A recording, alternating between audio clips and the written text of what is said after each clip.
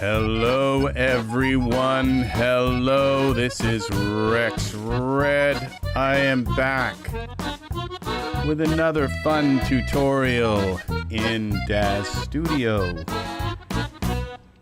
Okay, and now this tutorial is going to be about, and this has taken me 3 days, three very long days and nights, all day, all night, till the wee hours of the morning to figure out how to do this. And it may seem like the way I show it to you is very simple,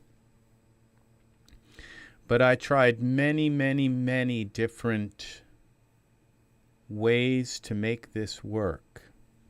And I found a way to make it work. And it's a little touchy, but it works perfectly, okay? And I'm going to show you how to do this. Now, there is an issue that has arisen. Now, if I say anything incorrect in this video, please in the comments, you can feel free to correct me, okay? Because I am here. Going to say, I am here to learn just like you are, okay? And 3 days ago, I didn't know how to do this, and I have spent hours and hours in programs like, ZBrush, and I have spent time in Blender, and I have spent time in Hexagon. And I am no expert at those programs, but it has, I couldn't get this to work whatever I did. And all of a sudden I just clicked one checkbox and everything started to work. And so I am going to now show you how I got this to work and what this is all about, okay? Now we're going to pick, what we're going to do is go out of iRay mode. We're going to zoom in a little bit. And we are going to pick a Genesis 9 figure. Okay, we might as well come in head on here. We're going to pick a Genesis 9 figure, and I think I will use, we will use,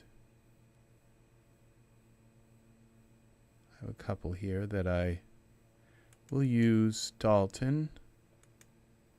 Okay. So we're going to bring Dalton into the scene, and then we're going to put a loincloth on him, and I can talk while he's loading. We're going to put a loincloth on him that was made for Genesis 8.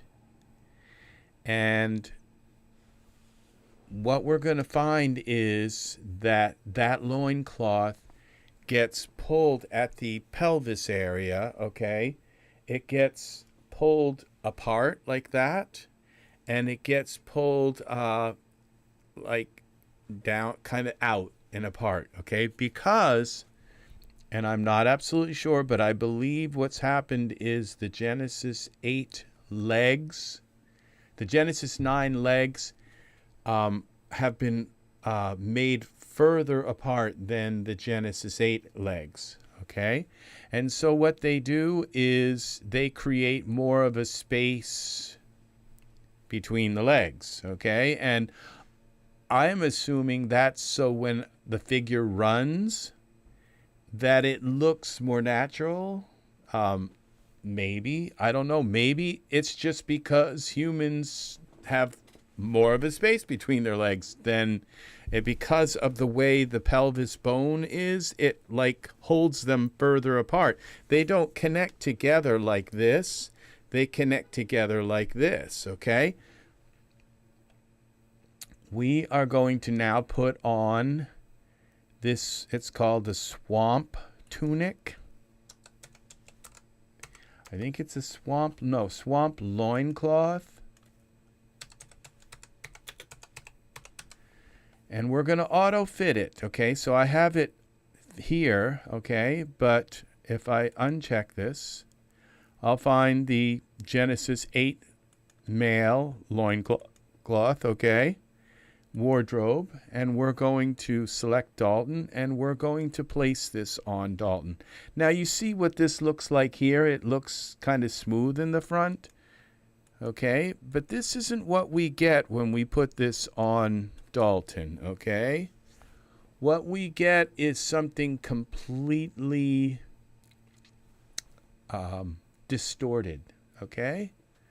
Not completely distorted, but quite heavily distorted, okay? Completely distorted in 3D is like, wow, nightmare. Like, ah! Okay, that's with triangles everywhere. But this, you'll see that this is pretty heavily distorted. Okay, now that you can use this with any kind of clothes that this happens with, I believe. Okay, oh, it's there. So now you can see what's happened is that I'm not sure why it sticks out like that, okay, but that's another problem. Maybe the Genesis 9 torso is like that they're wider people. I don't know. I'm not really sure. But, or maybe this area just kind of protrudes more on the Genesis 9 figure. Okay, so that's one problem. And another problem is, as you can see, this tear here, this is supposed to be together, okay? And you can see that the triangles are just having a horrible time trying to keep together. They've been stretched along this line here. And so it has created this anomaly where it sticks out like quite a bit. And it also, and now this is going to happen with Genesis 8 dresses. It's going to happen with Genesis 8 tunics and happen with Genesis 8 loincloths and other items also. So, and what this really comes down to is that Daz Studio does, other than Mesh Grabber, which allows you to push and pull on mesh, okay, it doesn't have a smoothing tool like for healing mesh, okay, like where I could just rub a tool across here, okay, and I don't know what mode we're in, okay, but it doesn't have a tool where I can rub a tool across this area here and heal it and like smoothen it out, okay? Now, I have asked them to do it like a couple of days ago to please give us some tools. Now, we have the same thing in the back, and this kind of worries me because this looks like a seam where the clothing comes together. Now, what I'm going to do is I'm going to put this figure in some kind of pose so we can make it kind of a little bit worse than what it is, okay? Because I just don't want, I want to make sure that this is different than what I did. I did it with this basic pose, okay? But I want to do something a little bit more risky here. So we're going to go to poses. We'll go to files and poses, and we'll give him a kind of nice standing pose. All right. And let's see what we have here for standing. Standing, let's filter by context, and now it's going to throw me out of here. It's like, okay, we forgot where you were. All right, so let's just find something quick here that's going to work. What's this? Oh, that's a selfie. All right, this kind of looks nice. So something that's not too radical. All right, let's put Dalton in this pose.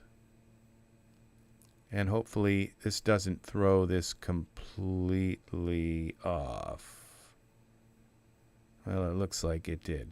So it's much, much worse. Okay, so what we're going to do is we're going to try this. Okay, it may be completely disastrous, but I think what instead it's going to do, you can see what's happened now that he's spread his legs for this pose. It's much worse. Okay, so what we're going to do is I'm going to bring Dalton and the swamp loincloth into Hexagon. Okay, so what we'll do is we'll save our scene right now. Dalton and swamp loincloth. Okay. And swamp loincloth and save.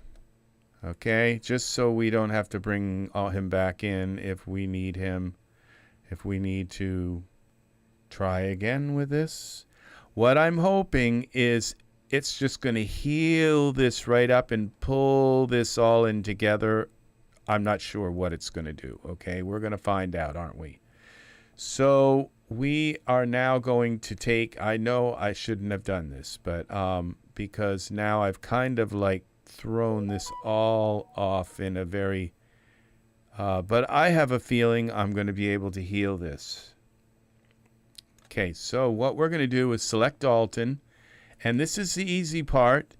You should have, now there's another part where you go here to Edit, Preferences, and then you go over here to Bridges. Make sure this is set to Advanced for Hexagon. Okay, one little tool. Accept. Okay, mine's already been set there, so make sure that's again, I'll show you that one more time. We go to Preferences, Edit, up in this top menu, Edit, Preferences, and then use these little teeny arrow keys and go all the way over to Bridges, and then make sure this where it says Hexagon here, and that it's it says Advanced. Now, if you don't have Hexagon here, what that means is that you have not put your code in. And you get Hexagon for free when your Daz Studio is free and Hexagon is free as well. And so what you have to do is you have to go into, there are videos on YouTube that explain how to install Hexagon, okay? But I'll give you just a basic rundown of what you do. You go into the Install Manager, and you go into the Apps part of the Install Manager, and you will see, and you can add more programs, and you have to add Hexagon in there, and you have to add the Hexagon, and then you have to tell it where Hexagon is, and Hexagon is in your program files, I think under Daz 3D, and you'll find the Hexagon app program, and you select that, and then Daz 3D knows where to install Hexagon, or at least it knows where it is, okay? Then you go into your Daz account at Daz 3D, log in, and it will show you an area where your product codes are kept for all the products that you have purchased that have, not everything has a product code, but Hexagon does. And so what you've got to do is put that product code into Hexagon, and you have to, and you might just like open Hexagon and it pops up and says, where's the product code? Okay. I'm not sure exactly. I forget how that all works, but somebody online will give you more information if you get stuck with that. Okay. But I believe Hexagon has a product. Yes. I'm quite sure it has a product code that you have to put in. Okay. So once you have Hexagon set up, then, and you should see, and you've also gone into this edit menu, into your preferences, and into this bridges, and you should see Hexagon here, and you should also see this location that it's filled in. And you might be able to fill that location in here instead of in the install manager. And if you put it here, I believe it may also then insert it in the install manager. So either way, just as long as Hexagon is installed and it has its code put into it, okay? And you get that code again through the Daz website. You log in, go to your account, and you'll see a tab that says, your product codes, okay, serial numbers or something like that. Okay, so what we do now is we select our Dalton character, or you can just select the swamp loincloth. I'm going to bring him in as well, okay, because I'd like to make sure that it's conforming to his body. So we're going to bring all of this in. I guess we go like that maybe. Well, it will bring him in. If I select just the loincloth, it will bring just the loincloth in. But if I select Dalton, it will bring everything in because it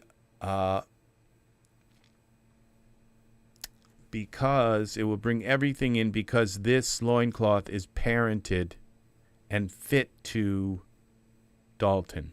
Okay, so if I select Dalton now and we go in here to send to, so you go to File and down to Send to and send to Hexagon. Hexagon will open, and there's no way to get rid of this. It's always going to pop up this Hexagon news. This hasn't been updated since 2018.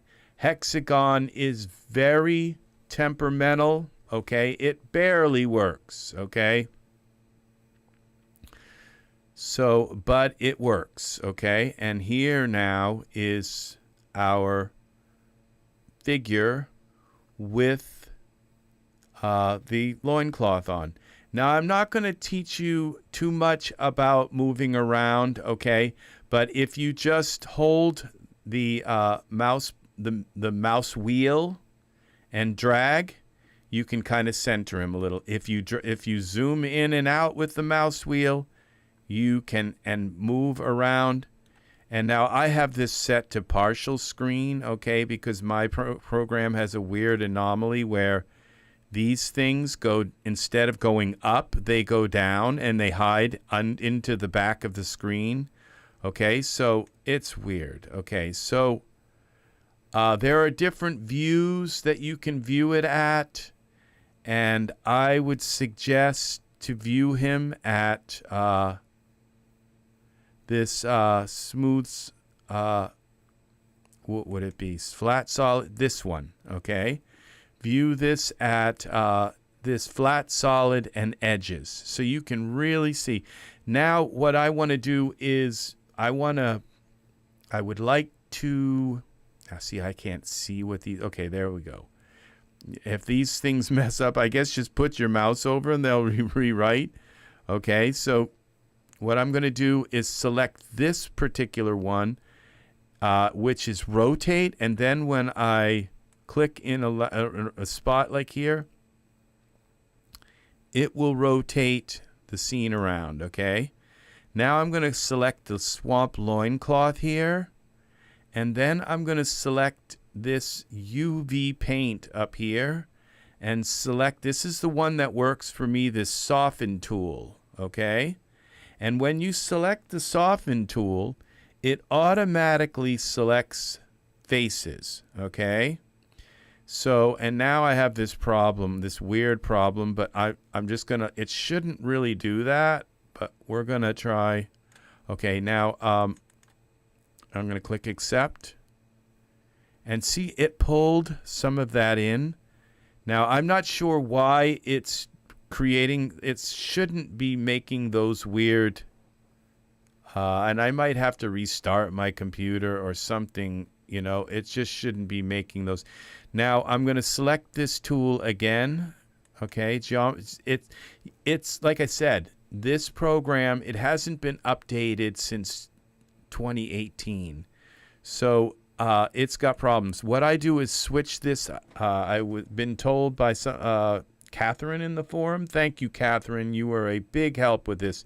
5. We're going to change that to 5. That changes this to be a little bit bigger. Okay. And what I do is it goes down here. Now, I'm not sure why this brush tool does this weird thing, okay? But you can't really even see what you're doing now at this point. But I'm just going to keep running this over this area here, okay? And now what we're going to do is we're going to click Accept. And that takes me out of here. Now, look what just happened. See? It just pulled this geometry in together. Remember, it was stretched straight out. See, this is what I would call a healing tool, okay? It heals these problems. Now, what I'm going to do is we're going to keep going until this is, it kind of relaxes this fabric. It says, you know, kind of chill out, fabric, you know, and it relaxes it. Okay, and that is what, and so even if you don't have this particular problem with this groin area, with the fabric, that you will run into problems with putting your figures in poses and having clothes stretched in weird ways, okay? This is how you fix this. Angus, you are here. Welcome, welcome, welcome, friend. Welcome. So I love it when I have something to teach and when I'm not stuck on a problem. And so what we're doing is we're fixing this cloth here. So now we're going to click Accept. It seems as though when you click Accept, it kind of resets the program. And if you have a real bad problem with your mesh, then I've been told to click out of the mesh and then click back in, okay? Sometimes the mesh will disappear. Sometimes you'll have problems, okay? So now we're going to go back to the soften tool. We're just going to kind of use this and make this soften this as much as we possibly can. Okay, so in here, down here, we're going to just keep softening this. Well, you don't want it flat, okay? But you do want, okay, now we're going to click Accept again. And I think that's enough, but I'm going to take a look at this now. We're going to turn him. We're going to look at it from the side and make sure. Now, it does kind of look flat, but it's okay. All right. I think it looks fine. Now, what's nice is the geometry looks like it's kind of evenly, sort of evenly distributed. It's going to be stretched a little because he's got his leg out here, okay? So it's going to be kind of weird. It's going to have a kind of weird hang to it, all right? So now we have this set. Now we have the back to do. And you will notice that we have a seam here. And I thought, oh gosh, if I run this across this seam, what looks like a seam, okay? I don't think it is. I think this piece of cloth is one whole piece of cloth that goes like this, and I don't think that's a seam. I think that seam is created because, like I said earlier, because the Genesis 9 legs are further apart. So now we're going to go back. Now let's click Accept just in case something needs to be accepted. All right. Now what I did was okay, now we're going to go back to this geometry tool. And you see now we're back at 5 again. And we're going to take and just trace this geometry tool down through this piece here. Okay. We're going to trace it up and down a few times. Okay. And, you know, you could just kind of run it a little bit through here to just smoothen things out a tiny bit. Okay. And now we're going to click accept. And look at that. Now it looks like there's a little bit of still something in here that I don't like. So we're going to do one more run through here. Okay. And accept.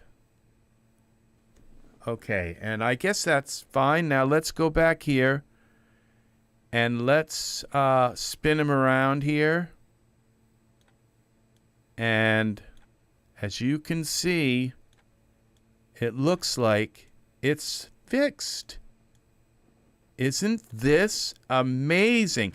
So this is how you fix all of those problems with your clothing. So somebody just came in. If you're a Daz person, and you have problems with clothing stretching and doing weird stuff, you have to go back and watch this whole video. Okay, so what we have now is this piece fixed. So this is how we fix this. We go File,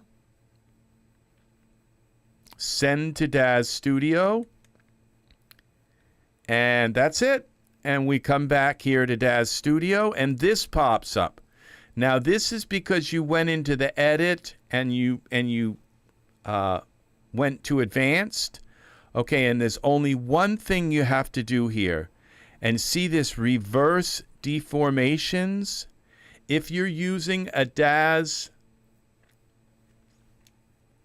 anything other than the generic Genesis 9 figure, I would say just always change this reverse deformations. What you do is you select it, then you right-click on the word no and change it to yes, okay? And watch the magic. Now, when this says morph created successfully, that is huge. Okay, so now we go to this swamp clothes, and we go to parameters, swamp loincloth, and go all the way down to the bottom. And look, okay, now this, we're going to have to turn one of these off. Okay, I think it's this one I have to get rid of. This is from an old, I embedded it in, so what I'm going to do is go here and right-click here, and this is edit mode, and I'm going to delete this particular edit mode. Delete selected property. Okay, now we're going to keep this hexagon morph. Okay, now watch what happens here. See that? And the back. See how that just fixed that? Now, it kind of looks a little bit kind of weird, but watch what happens now when we put the texture on it. And I'm going to do this twice. So so I'm going to show you me doing this with another article of clothing, so that just to make sure it's not like a gimmick that it only works with this, okay? So it works with everything. So this is what we're going to find out. Now, a lot of times when you set your character down and you set them down and their pants in the center, do a weird thing, like they're setting down and their legs are kind of sort of apart and their pants go all weird and whacked out. This is how you fix that, okay? So I'm teaching you something that is really amazing, okay? Because I am so excited, and it took me 3 full days of researching every program I could to get one that works. And the only one that I could find that really just like as you saw, I was just able to just put it right into Hexagon and wash over it and bring it right back. Okay? I had to only click one box, all right, to send it back. So now what we're going to do is just do some fun stuff. We're going to select this loincloth, and we're going to go to materials and see if we can find some loincloth materials. And, these are the materials that go with it. So product, here, materials, where are they here? And this is for the loincloth for Genesis 8. And look what we have here. See, now look how nice that looks, and the textures don't look so bad. And we have this also, the torn ones, so that it looks torn, kind of. We have this one, and you have to put the torn on each time. So we have a bunch of different, so this one we can put the torn on with that. See, look how nice. Now this isn't even in iRay, so let's go into iRay. And look at that loincloth. See, I mean, before it was just horrible.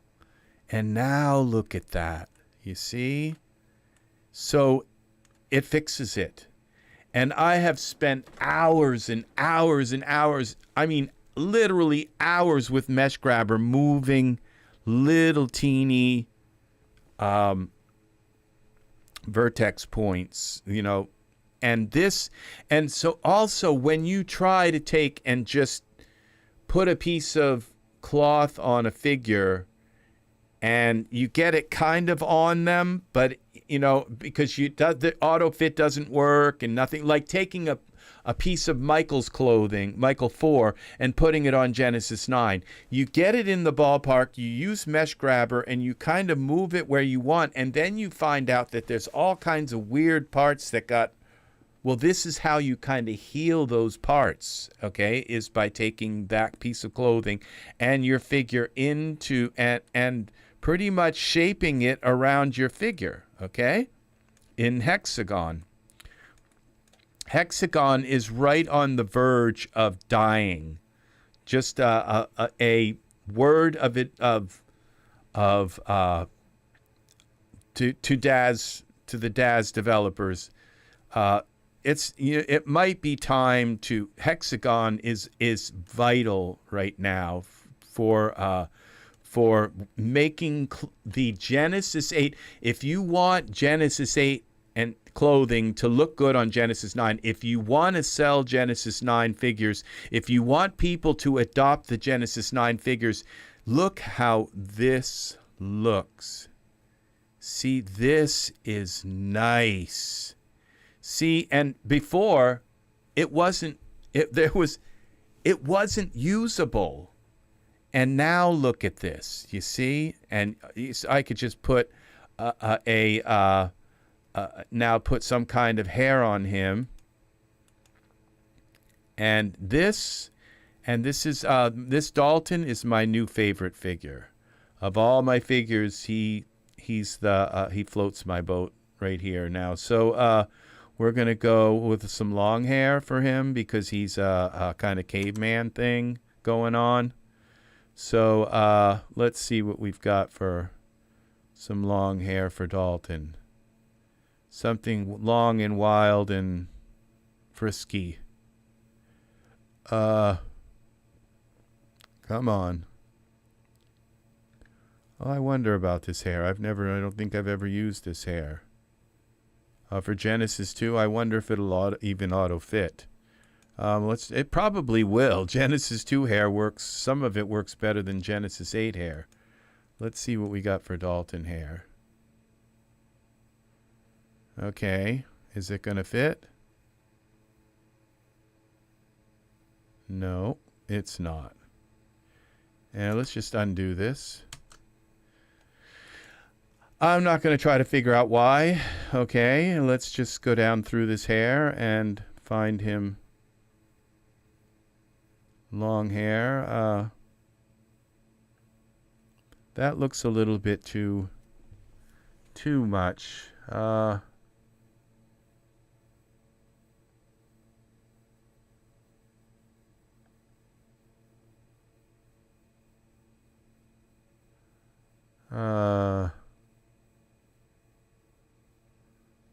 Why is it,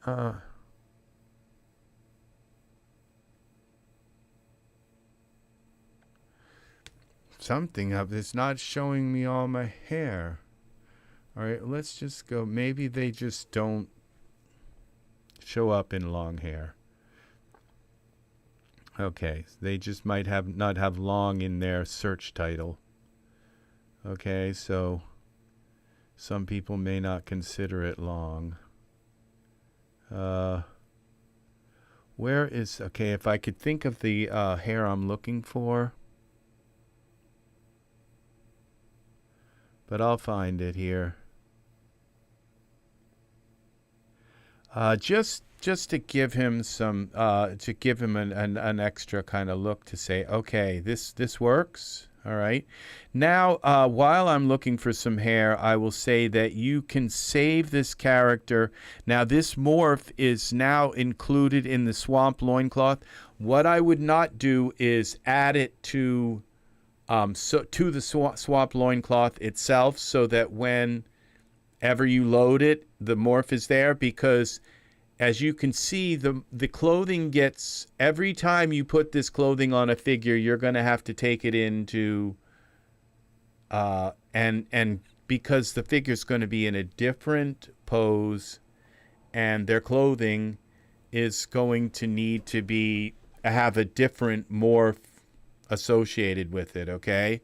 So you're going to become a morph creating expert. Okay, so what you do is you just save it with the scene, and you may, and when you load the scene, I believe the morph loads with this particular pair of loincloth, and it not only loads, but it loads in the enabled position. Okay, and so that is a good thing. Now, you could save this loincloth, but if you put it on another figure, it may not stretch right with another Genesis and in a different pose. So there again, you just want to auto fit this to your figure, and then you want to take it into Hexagon and smooth it out. Each piece has to be done independently, one by one, for your scene. And so you might as well get your figure completely dressed, bring them into Hexagon, and then mess with their clothing to kind of smooth out errors and problems in their clothing. Okay, so there's a particular thing of hair, and I can't remember the name of it, and it's deckhand. Is it deck? Yeah, there it is. Let's do this deckhand hair. I just all of a sudden remembered it. Okay, so I think this will work. Maybe. Okay, Genesis 8, and let's go base. Hair, short, accept. Let's see if this works on our guy.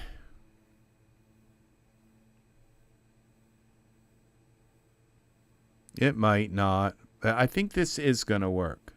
Yeah, it works. So there we go. And now his hair is kind of grayish looking, but I'm not gonna edit him anymore. So this is Dalton, and in his this just looks amazing to me. Now this looks so natural, the way it's hanging on him. I've never, even with Genesis 8, when I would put them in a pose, I've never had this look so natural. Like it's the way the artist intended it to look. Okay, so this is vital that you take your figures into Hexagon and heal those stretch parts of the clothing. Like when they lift their arm up, your clothing knows enough to follow with you. But in Daz, what happens is that the clothing is kind of pinned to certain bones, and it pulls apart the geometry.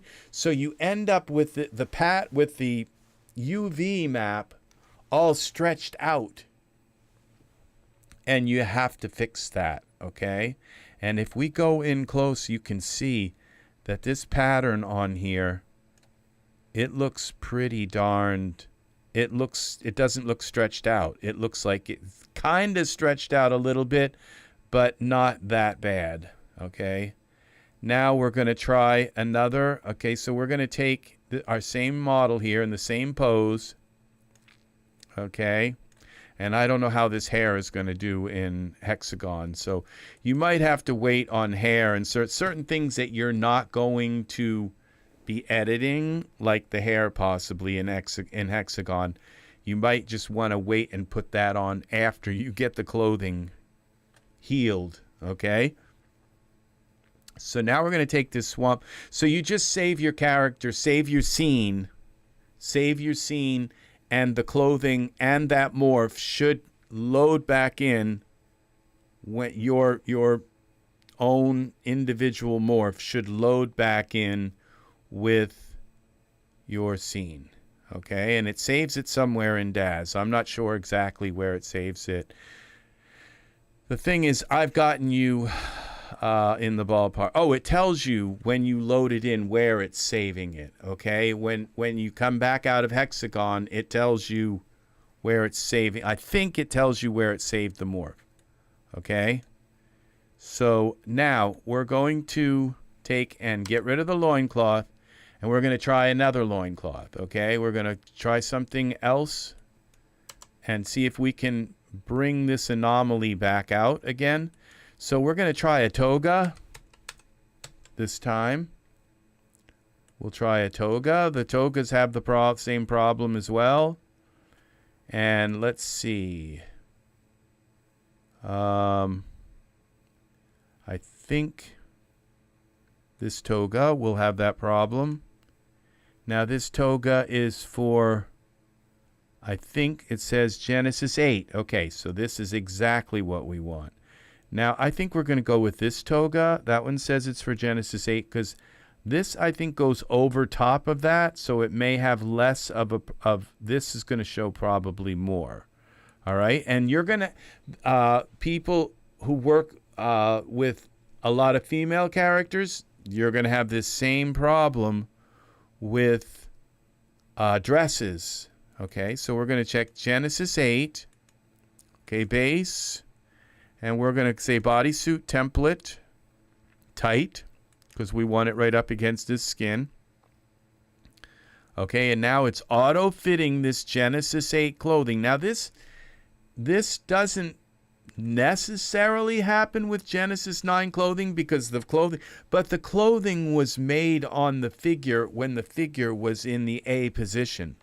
So once you put them in a pose, that clothing is going to stretch and do weird things.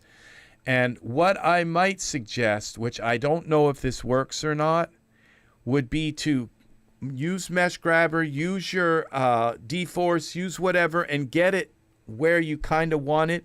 Then take it into Hexagon and smooth out the problems, okay, that are caused by your pose and all of that. Now, here's where we're going to find out okay, this doesn't seem to have that crotch problem, okay? Well, it does sort of, like, it does kind of look weird here. Yeah, it's there, okay? And now there is another product that you can use to bring this in.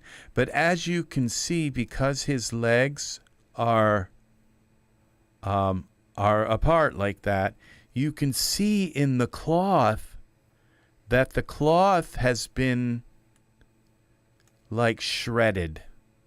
Okay? And look at this pattern here. This is what we're going to go by.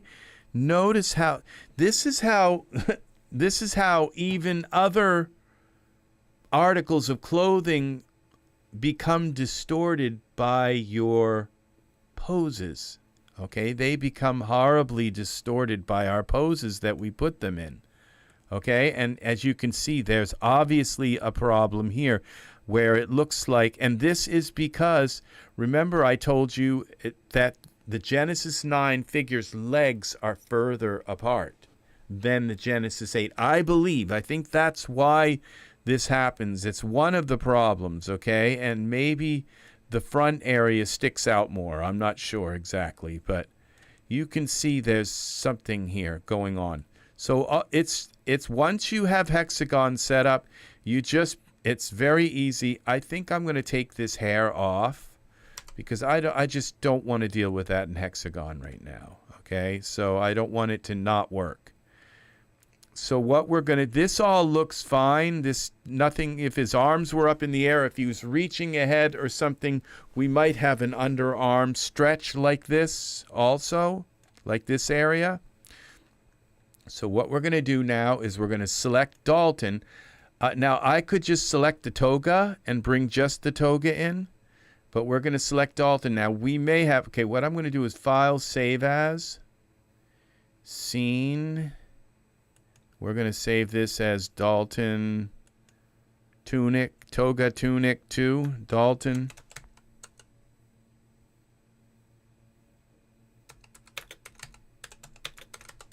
This is just called Toga Tunic, okay? Dalton Toga Tunic. Because I might have to reload this all if Hexagon is very temperamental. So once you get your figure into Hexagon, I don't think there's really much purpose in saving it in Hexagon unless you work for hours trying to fix a piece of clothing. Then you could try to save it because you can always still send that back to Daz. You're going to learn the idiosyncrasies of this by using this all the time. Okay, so I didn't have to save this. All I needed to do was, but I did anyway, okay?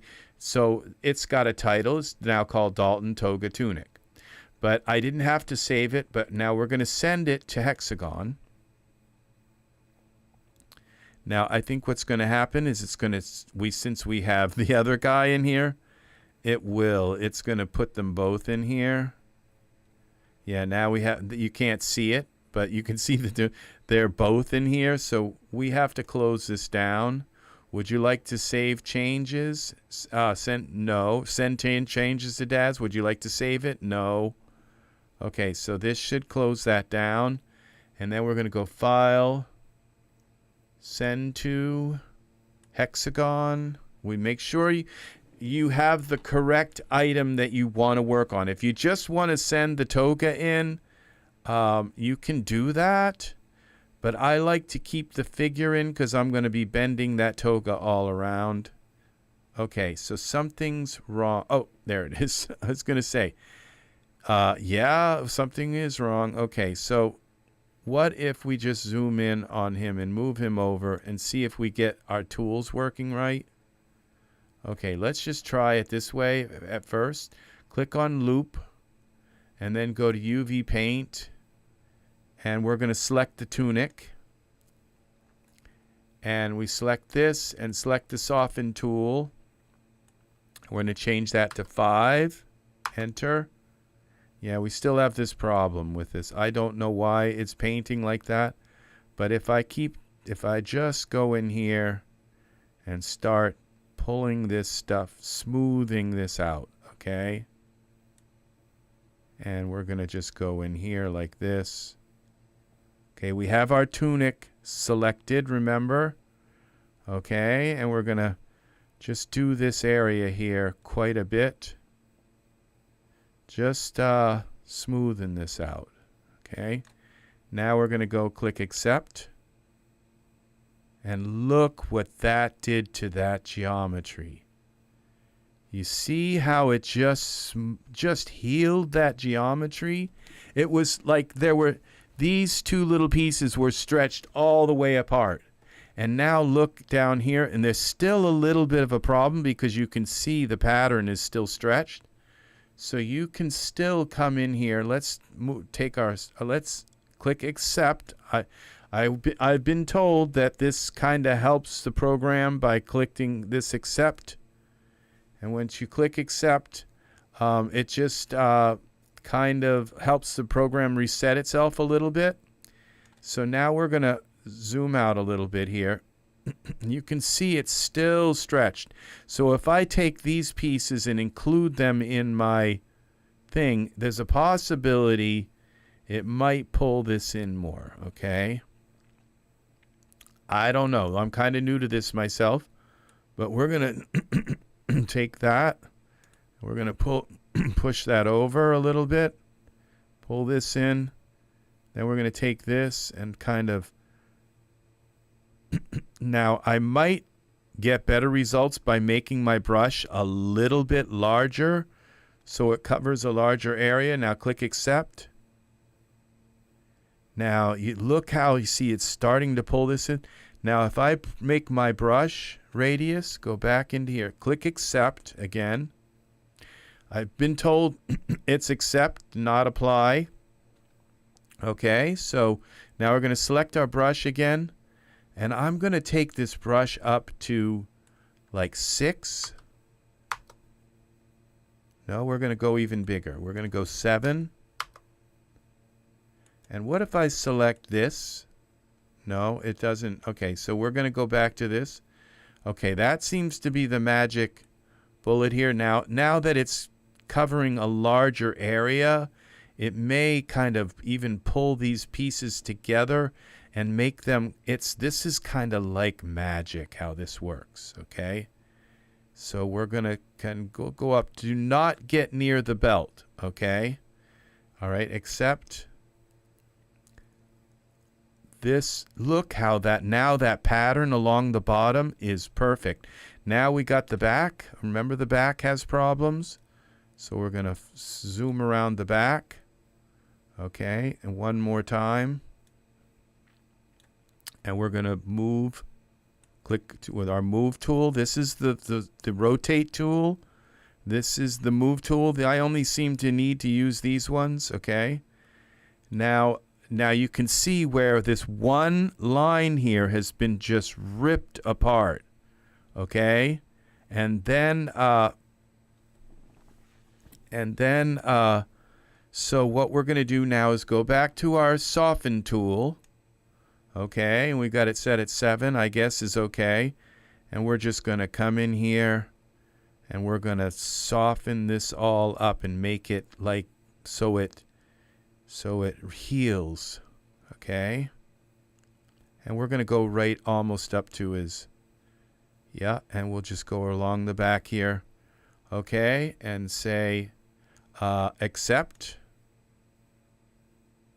Now, we have a little bit of poke through, I think, here. It's okay. We can fix that in Mesh Grabber. All right, so I would say we're done. So let's just flip this around a little bit, okay? There's no problem with that poke through. What the problem is Mesh Grabber does not have, look how it healed that. Mesh Grabber does not have a healing. Now, there is a way to lift this up in here. These tools are very, I'll just show you one tool in particular, like, well, we go to this soften tool, okay? And when you click this alpha mask, these are the different brushes that you have. You can put like patterns in the deep into this, okay? You can put star patterns. You can put these crisscrosses into the fabric, into the texture of the fabric. I don't need any of these in particular right now, but if you get the brush just right, they can kind of just give the fabric a kind of natural look, so it doesn't look all flat. Okay, so I mean, this is an amazing. It's too bad that Hexagon is dying, okay? It Hexagon, and so is Bryce. These programs are dying from severe neglect. And I understand kind of where Daz is coming from. They're trying to keep their business lucrative, and they're also and I would say if they were to put a little team to work on these programs, it would just like be a gigantic. To them, it's trying to pull a gigantic thread that unravels the whole knitting. You know, I just, and it's too bad because these programs are so vital to Daz Studio.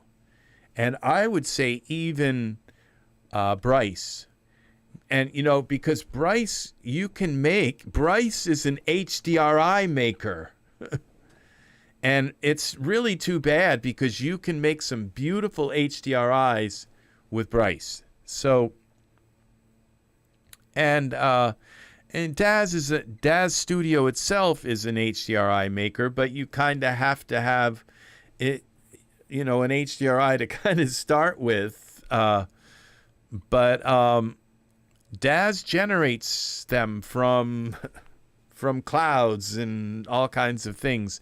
It's really too bad.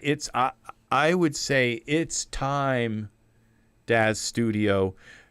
Bryce just needs a few things to fix it. It needs its interface kind of tightened, okay? Its user interface tightened. They need to be brought up to date. Their drivers need to be brought up to date with today's graphics cards and rendering engines and all. Bryce needs to have multi-core rendering. Okay, that's just one thing, and to have its user interface kind of tightened up a little bit. Okay, and it would be nice if the Daz bridge, the bridge to Bryce, was kind of repaired a little bit so it could bring hair in and a few other things. Okay, and and it would be nice if these tools here were fixed so it doesn't do this. Okay, so I have the latest studio driver, and so but this is working. So all I have to do is now click accept.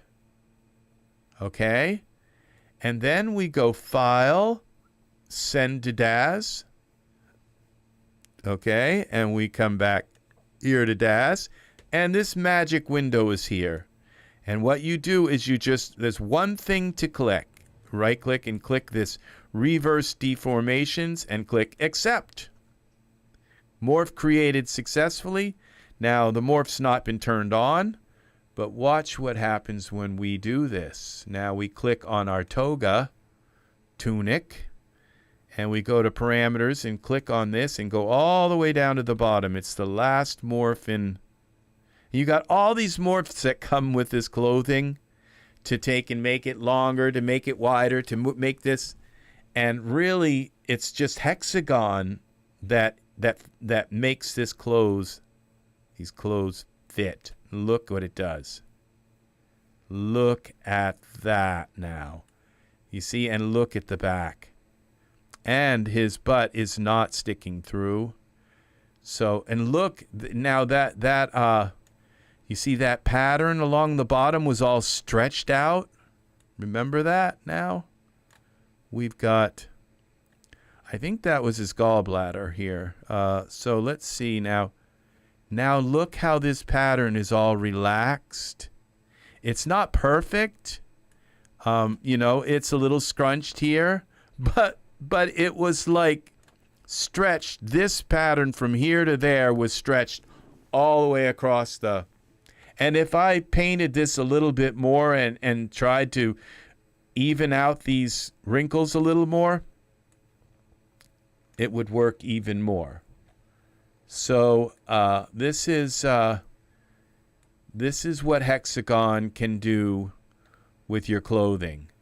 And now we're just going to do a test. We're going to go File, Save. Okay. We're going to save this.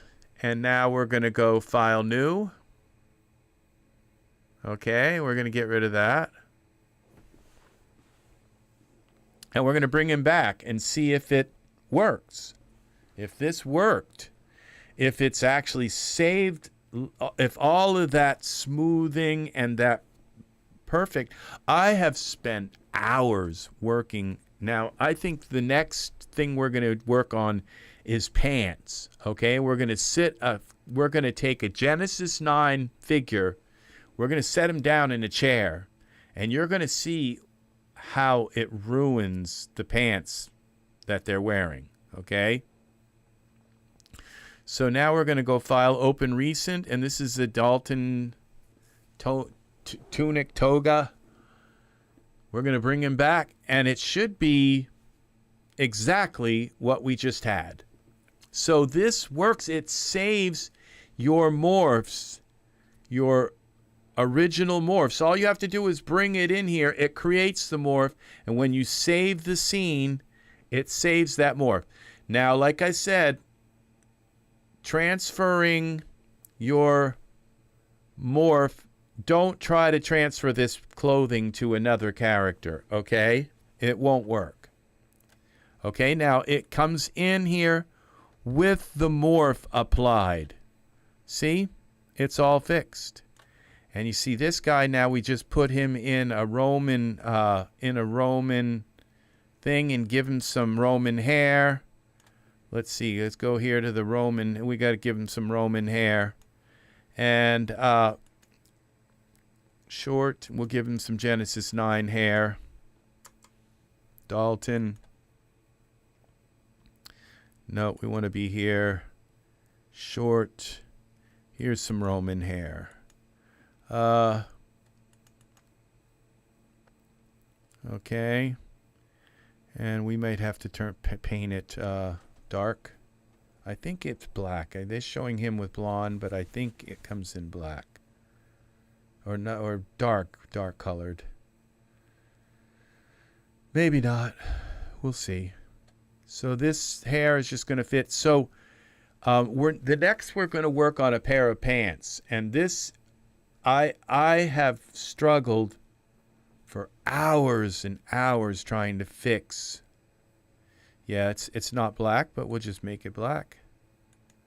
Okay, the scalp. Okay, I think that will work. Yeah, it will. Gray, we got orange, we got brown, where's dark brown? Let's go with just black. Okay, it's kind of simple because his eyebrows are so black.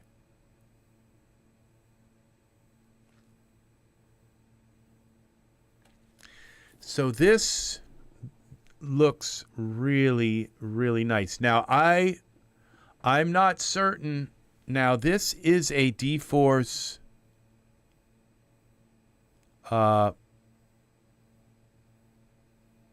piece of clothing, I believe. So when do you do D-Force? Do you do it before or after you've put your morph on? And I believe this is D-Force. Let's see now, because this would be a perfect time to do D-Force now that the clothing has all been relaxed. Okay, so let's see if this is D-Force. So that would be wonderful to do a simulation here. D-Force simulation. Okay, now we're going to keep him in his current pose. Simulate, see what happens. The hair may be the D-Force part here, but no, look at that toga. And look how beautiful it's working with.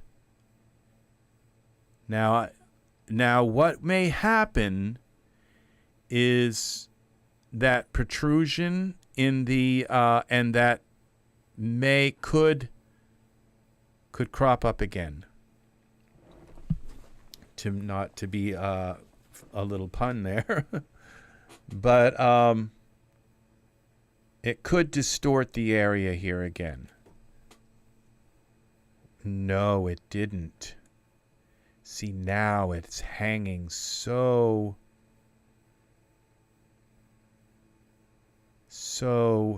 it didn't. See, it just didn't.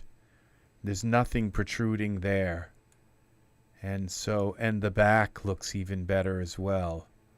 This is beautiful. This is so nice. So Hexagon is vital to the survival of Daz Studio right now. And you say, well, you could just bring it into Blender. It doesn't work as well, okay? You can bring him into Blender easy. The problem is getting him back out of Blender, okay? That, and all you get, you bring back the morphs, okay? All you need are those morphs that are on him. They don't work. Because it doesn't, that one checkbox about reticulate or something isn't there. And I'm not sure how to make that work, okay? So now what we're going to do now is we're going to zoom back in on him. Okay, we're going to save this file. Because he's ready to rock and roll here.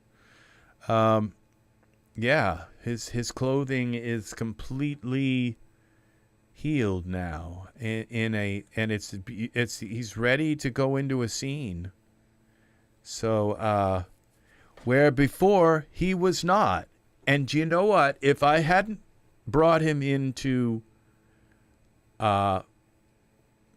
Hexagon, there's no way within Daz to fix his clothing problem. Okay, no, there are zero tools. The only way you could have fixed that would be with Mesh Grabber to go in and move every little square point and everything and try to do it by hand, and it would have looked like a mosaic from the first century, okay?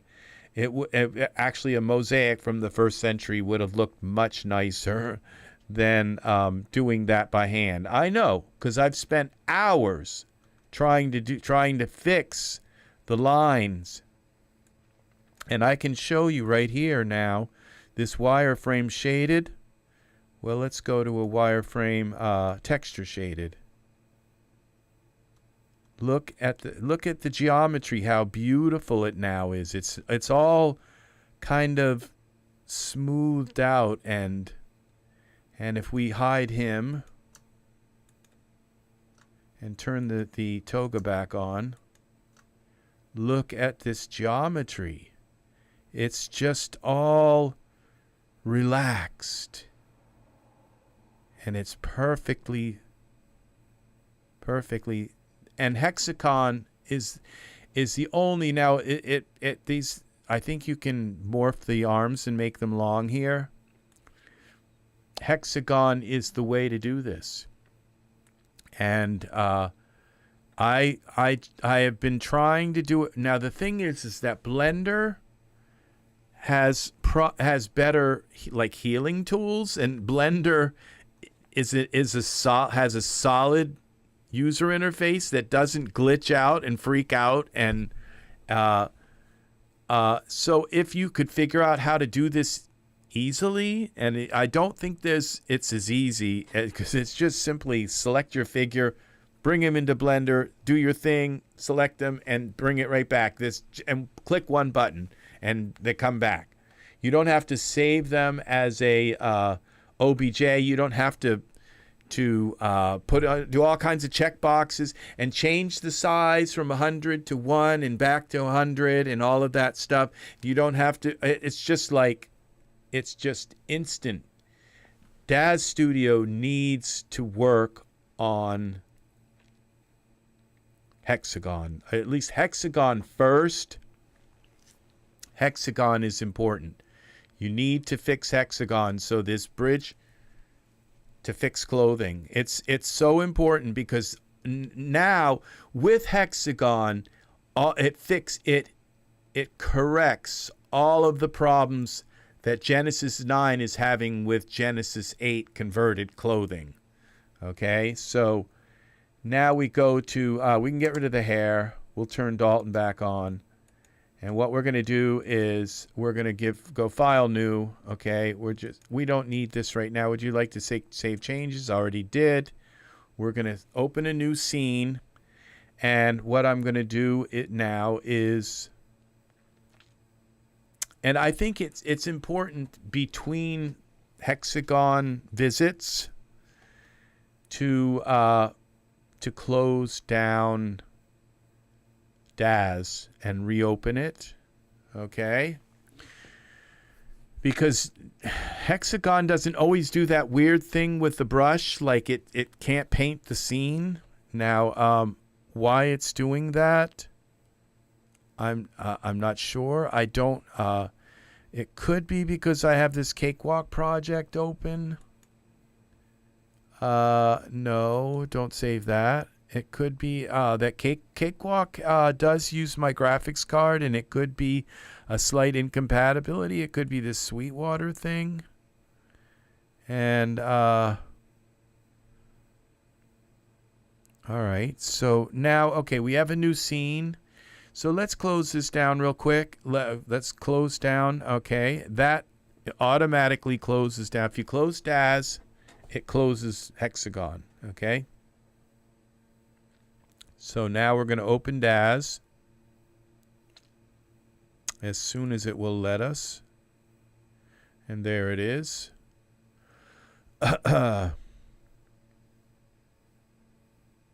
These men kissing are previews for my Flock of Angels YouTube channel.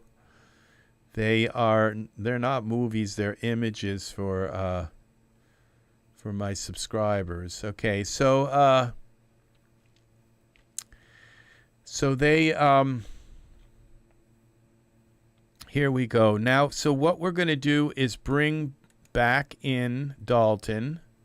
So we're going to go here. Okay, we're going to zoom in a little bit so we don't have Dalton's, so we can put clothes on him first. We're going to do some pants here, okay? And we're going to set him down in a chair, and I'm going to show you how this is going to heal the loin area, okay? So we're going to go to content. Why are we here in the content library? Oh, smart content. Here we go. Default. Figures. And we're going to click Dalton. Figures. Here's Dalton again. And these two guys look like they're the same, but they're not. They are slightly different. Look, you can see this is one of them, and that's the other one. And so they have different faces. They come in the same. These are my favorite figures, Genesis 9 figures right now. I like this Fox and Dalton. They did a good job with the way these characters look. And so they kind of seem to...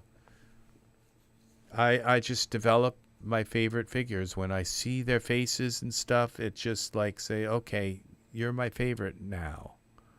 And so there's something up here. Where's Dalton? Okay, I think I went out too far. Okay, we're going to go in, and then we're going to go up. We'll come out a little bit, and so we can see where he is. Okay, here's Dalton. Okay, so now what we're going to do is we'll go back into texture shaded mode. We're not in iRay though. Okay, now what we're going to do is find some Genesis 9 pants. Okay, I'm going to show you that these pants are meant to fit on these Genesis 9 figures. They don't. Okay, they don't work. Okay, and that's why we're going to... this is why Hexagon is so important.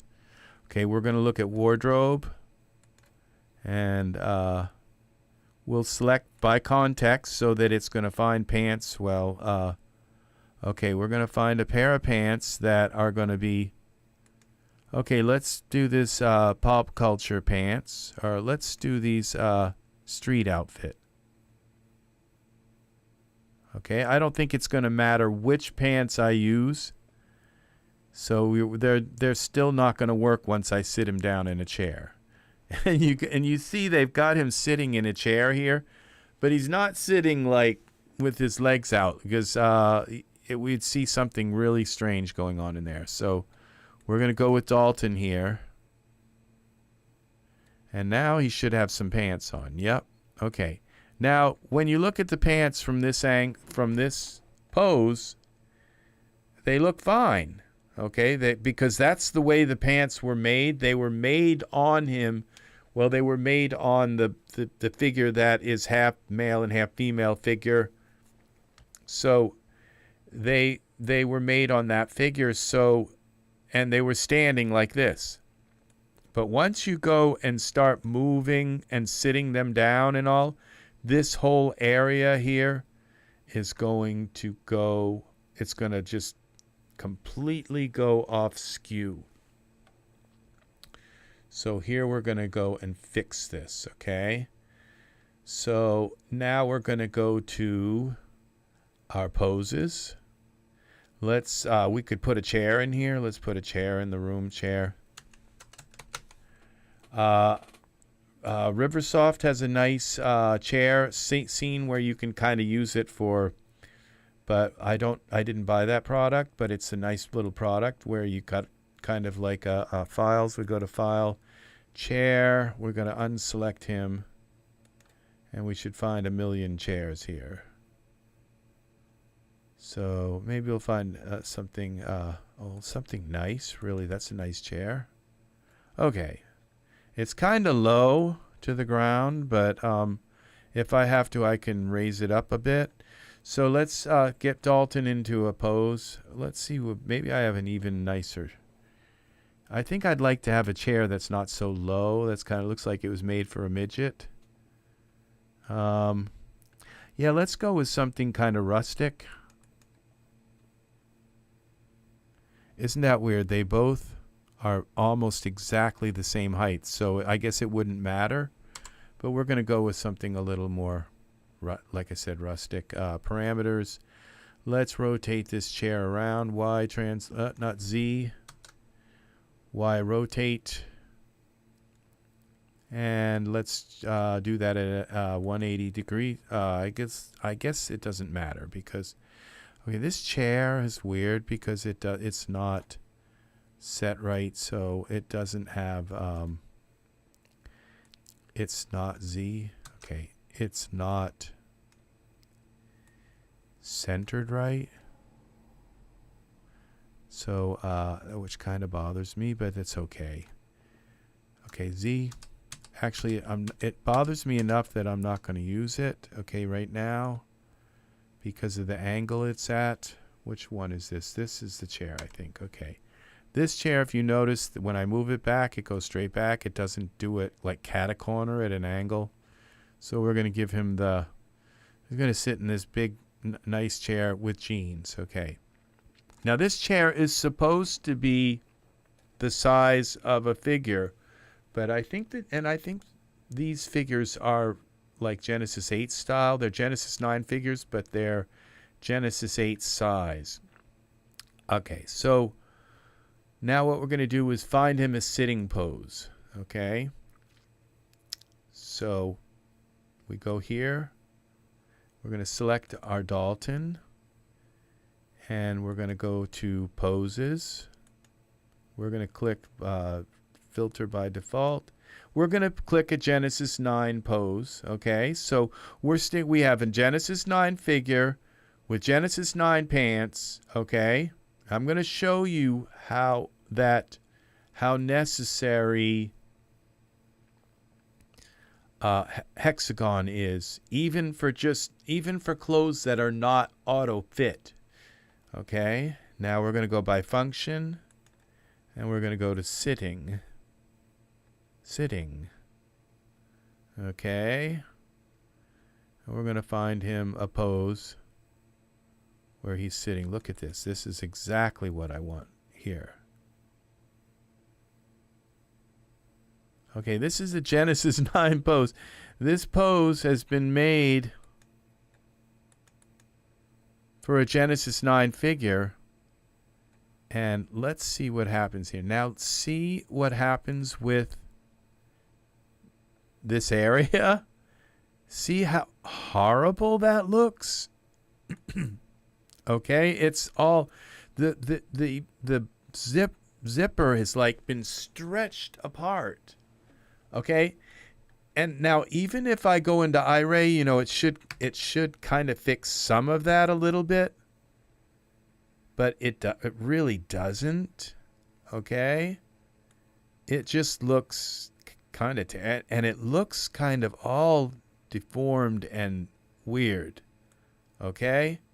And this is just a basic sitting pose. All I just wanted to do was make him sit a little bit, okay?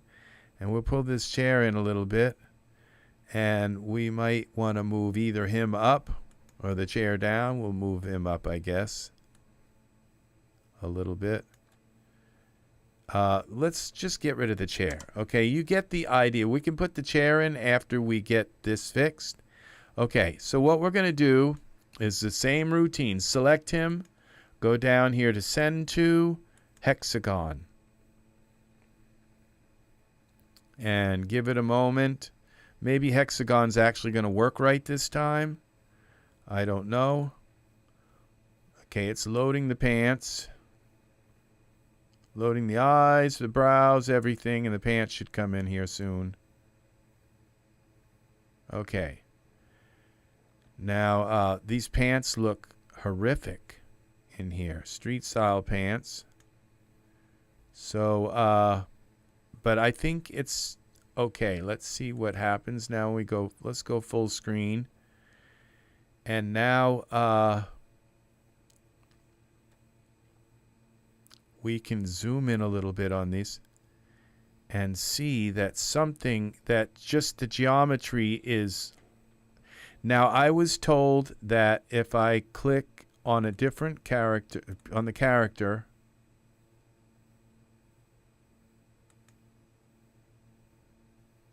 and then click back,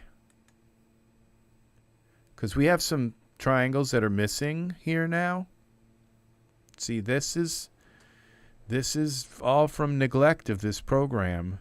This program is probably only using one core. Let's click accept, see if that works. Now, what happens when we go to our UV paint tool? Maybe that fixes this. Maybe we can just, now you see it's still doing the same thing. Now we have to set the size of this tool. I think I'm going to set it to 5. I think I'm going to set it to 7 because it's kind of a huge area here. Enter.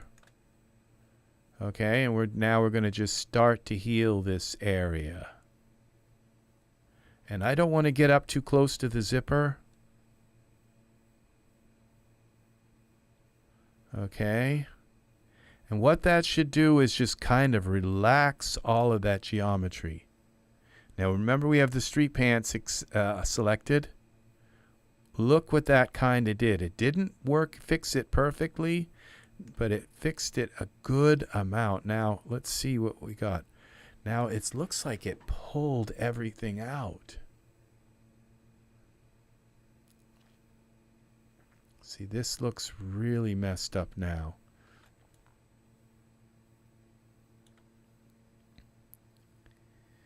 So what do we do? Okay, we go back here to this tool. And soft selection. What happens when we go? Okay, we go back to this.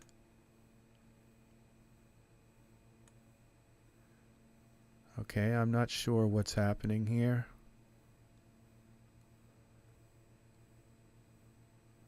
See, I haven't tried this before. All I know is that that I'm showing you that there are problems with this.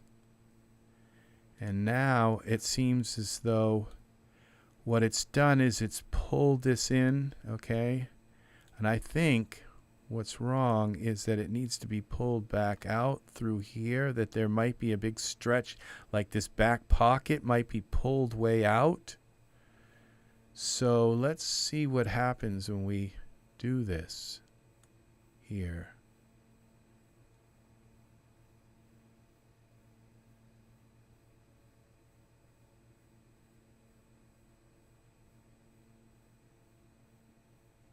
It might start to pull this all back in.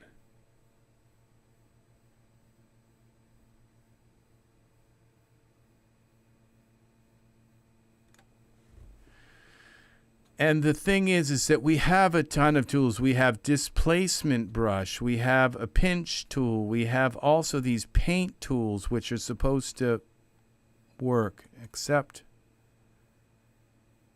and I'm not sure, some of these should be pulls instead of pushes, except now that didn't work. So this just goes to show that we are in deep need of these tools being fixed here in okay, this inflate. Now we click inflate, and there should be like a deflate. What's this? Okay, this is how you select stuff. Drag, okay. World XYZ.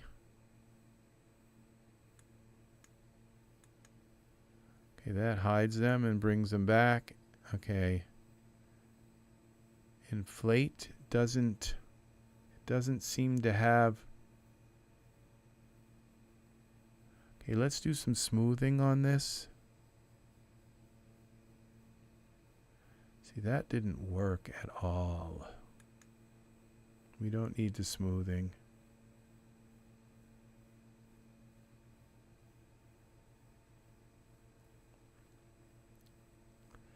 So we go back to our soften tool.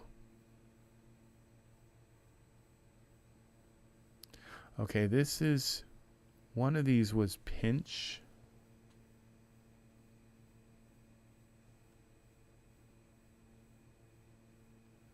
UV stretch. That's not working. Okay, that might be grabbing some kind of thing here. Let's see what's happening here. Z. I don't know how many undos I have here.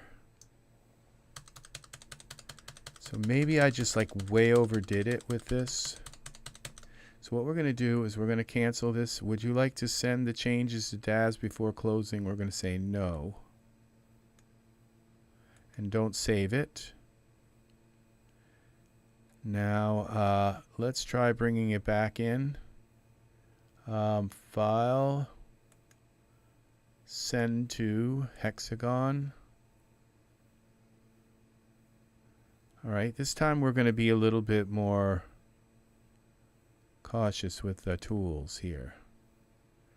Okay, we need it to load in our geometry here.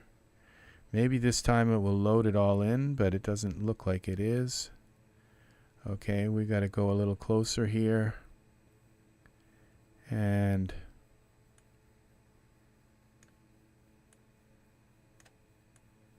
wow, I didn't know I could just actually click on these. All right, and this works. Okay, so what we're going to do is we're going to now go in here and try and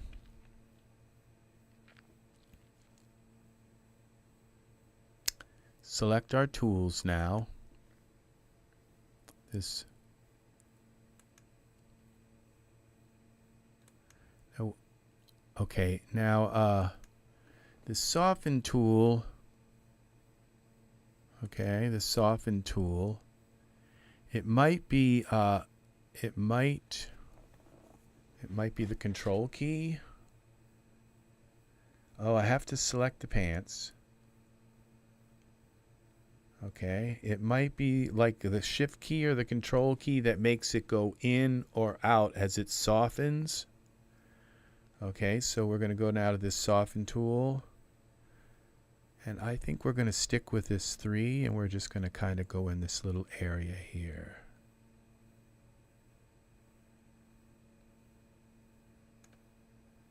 Now let's see what happened. Look at that. See, it's just we have to be very cautious about this area. Okay, and now, see, this worked. And let's go to like the soften tool. Let's keep kind of going over this area here. Now when I bring him back in, this will fit better. Okay, so what we want is this area here to just be. Okay, now accept to be just kind of, see, it doesn't matter that his, it doesn't matter that the, that it's not going through, that his chest is coming through. That's not an issue, because when we bring this back in, the auto smoothing will fix that.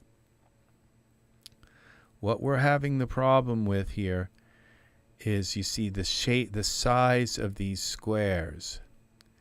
And so if I take and bring like a little bit more of this into here and try to pull some more, see, I'm dragging them into there. Now it says an internal because I think I got over his hand or something. So now we're running into problems, and it's okay, so we click accept. All right, so I think what we're going to try to do is what if we click apply? I don't know what apply does. Now soft selection, freeze. I don't know what these do either. This is a manipulator. Okay, this is our tool, hardness cutoff. Okay. So we have an internal error. And okay, now if we click on Dalton again, select him, and then we come back. I was told to just try mode, geometry mode, full. What's this DG? Dynamic geometry. Okay, now this may not be good because it might be adding more geometry, and you can't add, if you add more geometry. Okay, so I may have just kind of screwed this up. So, but we're gonna we'll go back, accept, and I think this is kind of okay. So let's go back and let's say send to Daz. Now this is popped up, and we're going to hit this reverse deformations, yes, accept. And see, that's kind of better. Now you see, I can use mesh grabber now to fix this a little more, but as you notice now, his jeans are actually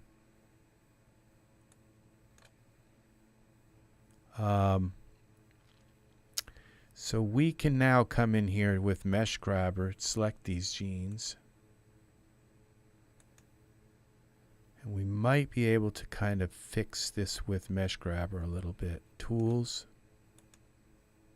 It did smooth out the geometry a little bit. Okay, so now we go to geometry editor, no, to mesh grabber, and we grab this big piece here, make that like 7, and let's push this piece in and over 0. Let's go to, okay, let's push this in and over. Let's kind of help this a little bit, and then we're going to push this piece over here a little bit. No, not twist it. Z. Move it over a little. This one in. See what we're doing here? We're just going to try to help it a little bit.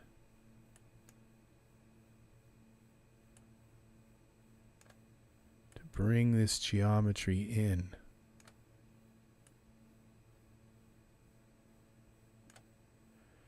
See, and this is how you do it. It's how you make the clothes work. Okay. Now it looks like this whole kind of piece needs to come over a little bit, but maybe not.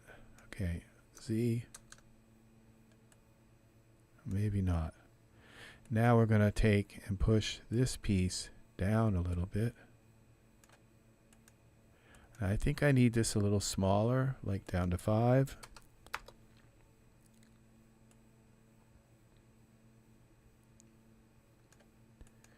See? And now this piece up here, I'm going to pull that up. We're going to take this and go down to 3. And see, we've got some problems here. See, this is getting worse. So I've just done something really bad there. It's already like bad enough. So now what we're going to try to do is, there's not much. Okay, let's go to 2. There's not much else I can do. It's just the way pants are here in Daz Studio, and it's these Genesis 9 pants. And you see, this was what I kind of expected, was for them to fix Genesis 9 pants and make them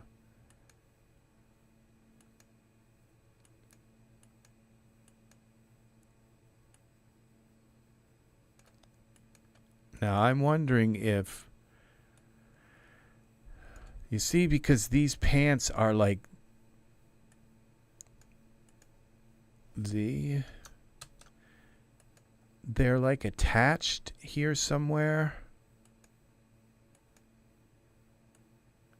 I think there's only so much I can do, and that is going to be like it.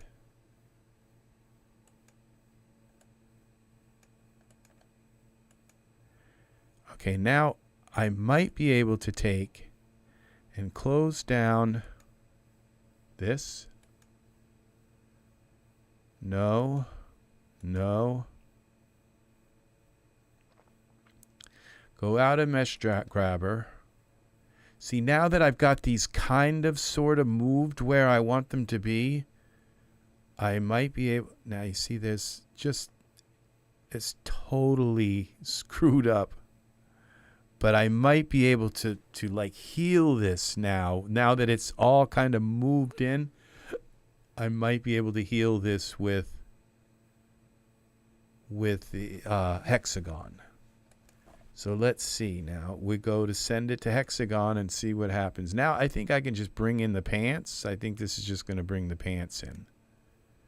Okay, and we can do it that way also. The only reason I don't like to do this way, because you don't get to see how far I'm pushing the pants into his body. But let's try it. Okay, now we're going to get down here into these pants. Move this up. And you can see now that the geometry is, everything is weird shaped. It's like weird, like this is a big triangle, those are little. See, the geometry has all been thrown off now by me grabbing it and moving it around. And so what we're going to try to do is just equalize it a little bit and see if we can fix this by doing that. So now we're going to go to UV paint again. We're going to fix this soften tool, which seems to be the tool. And I think I better go with 5. I have been given okay,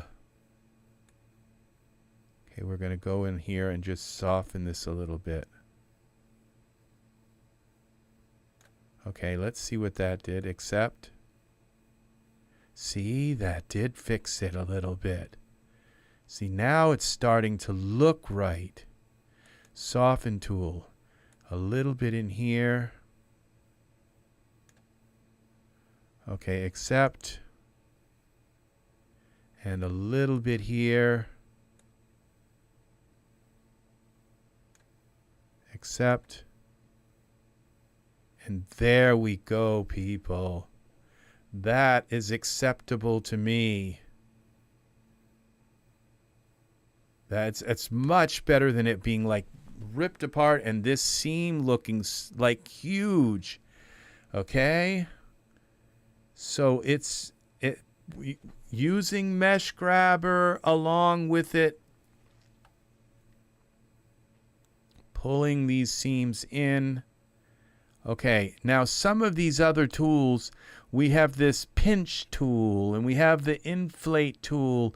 Some of these tools and these paint and the brush tools, says color, texture, alpha channels, brush tool, paint and color, texture, alpha, bump, displacement. Okay, so I don't think it's the paint tools. I mean, I think it's these soften tools that, and the displacement tool may also be very useful.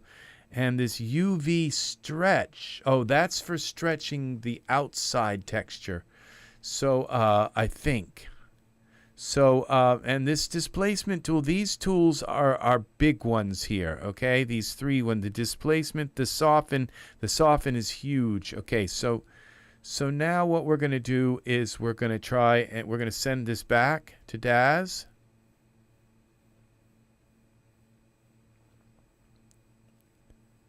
Okay,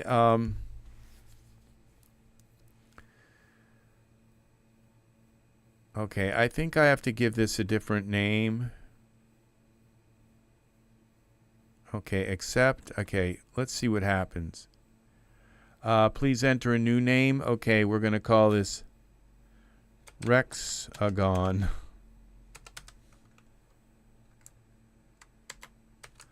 All right, and let's see. Okay, now these, I think I'm going to have a problem with this, but let's go to this Dalton here and go to our parameters and Dalton, and we have two of these. I'll go to the pants here, and let's turn up this Hexagon. Oh, okay, I've done something wrong here. Z. Okay, we've got to delete these. Delete.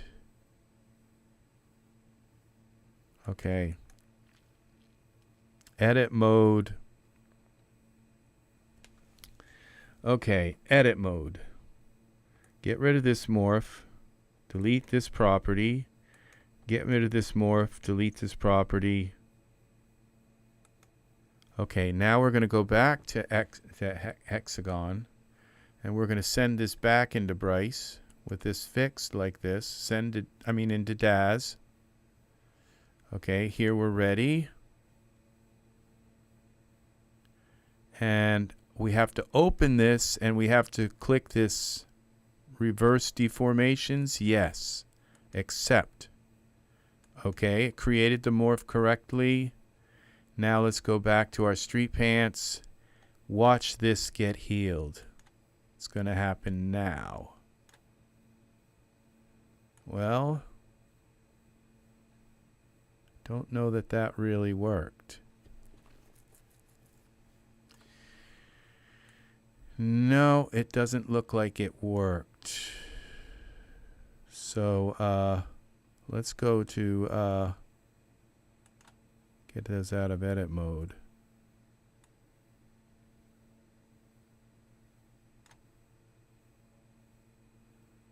No.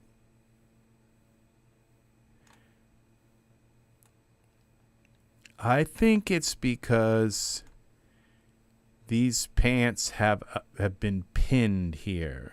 Okay, there's somewhere they've been pinned right to the figure in the groin area, like somebody has pinned it and said this piece of fabric can't be moved. Okay, and it's right in here. So let's take, and it doesn't help if I put him in the pose then put the pants on him. I've been here. I have tried to fix these pants in mesh grabber and worked for like 2 3 hours trying to move every dot and fix them. In the end, I couldn't fix them. And these are Genesis 9 pants. These are not auto fit pants. These are Genesis 9 pants that have been made. I bought them for Genesis 9, and look what happens. Look at this area. So we're gonna go like this, and like this, and pants be gone. Let's try a different pair of pants and see. I'm sure. And I don't think I paid a lot for the pants, so it's not like they were very expensive. So we're going to select Dalton, and so I think, you know, I get a lot. Some things you buy have little problems, and sometimes some things you buy are okay. So this is fashion coat suit. Well, let's try these pants. There's the pants. Okay, now let's see what Dalton looks like in these. Now you see these pants have the same problem. Notice what's up here. It's like they're pinned. They have been pinned right to the joint, okay? And so, you know, I kind of was hoping that Genesis 9 would fix this problem, like, and, you know, and they made the legs, I guess, further apart, but they didn't seem to put much thought into fixing this problem. Okay, so let's try it. Okay, now we got to get rid of Hexagon. Okay, this is too bad because it looked like they were fixed, and they weren't. Maybe it's because I didn't bring the figure in with the pants. Okay, so this could be a problem. Would you like to send the changes to Daz? No. So that's something to consider. This time we're going to bring the figure in with our character. Okay, so we know that it's actually connecting to the figure in a certain way. Send to Hexagon. Okay. So we close this down. Wait for the pants to load.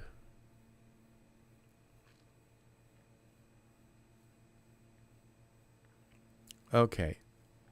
Now we zoom in. Let's select the pants. And let's just try to heal them first. Okay. And see if that works. And if we can't heal them, now it seems as though, notice how everything is really jammed up in here. All the geometry is jammed here. It's almost like they made the, you know, when you make the zipper too long by accident, you want to pin the pants somewhere so that the zipper is the right perspective size. But what happens is, okay, Z, I didn't mean to do that. What happens is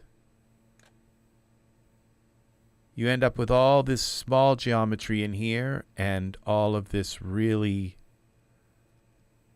large geometry down here. So we're going to try to fix this anyway, though. Okay, UV paint. We're going to try to fix it by just coming in here, and we're going to click in here. We're just going to try to maybe make this area all balance itself.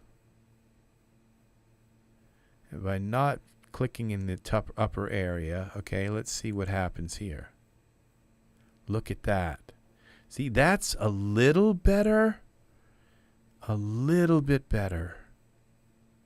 Now, what if we take and try to pull some of this area down in with our tool here? Like run across here. And distribute some of that geometry evenly. Okay. Look at that. It's like healing it. It's like magic. See, this is very important now. So now what we're going to do is try a little more in here. Just see what happens when we try to just smooth this area here.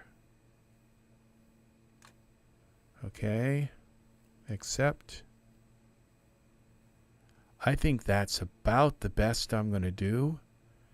You see, this is acceptable. Okay, now let's see what we have in the back. See all the geometry. Now, see, there's a look at this problem here. You see, it's been stretched there. So if we can pull this in a little, it may help even in the other areas. So, see, pants aren't supposed to do that. So we go to our, not displacement, back to our soft tool. We were at 3 right here. I think I'm going to stick with this 3 brush here for now. We're going to just bring this, kind of heal this all area here so that it pulls this in and makes, so basically what I'm saying here is that you can't make art in Daz Studio without Hexagon. Okay? Now notice how it pulled that in. It doesn't look like it's quite so. Now I have to look at the front and see what the heck have I done here. See, that looks kind of natural now. It looks like it's still pinned him right there, okay? But it looks okay. Now, I don't think I can get much more out of this. Let's see. See, this is stretched wrong, and that's stretched weird, okay? So these parts are stretched weird. And so if I come in here and just try and alleviate some of this stretch here, okay? I'm going to bring it down like this.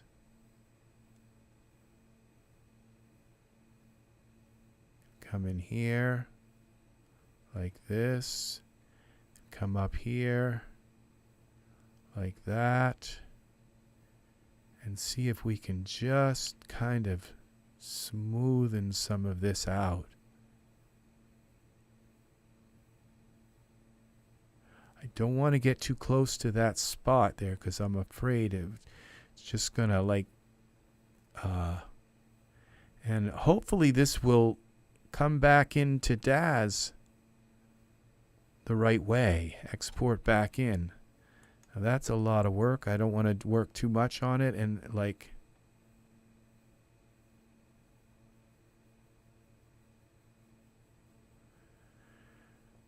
now you see there's some little geometry here in this area. It's like the way the geometry has been drawn for this.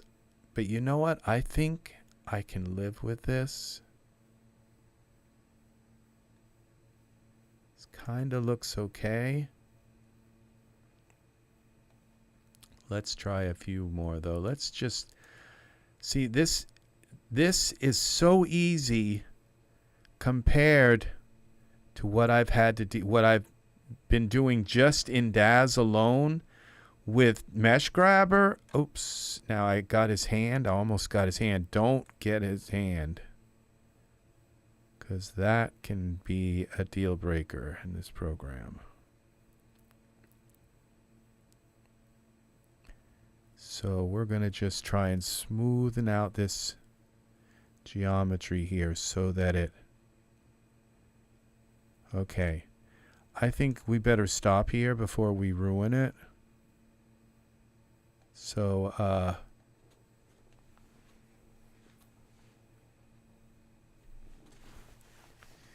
it looks a lot better. Now let's go back to Daz.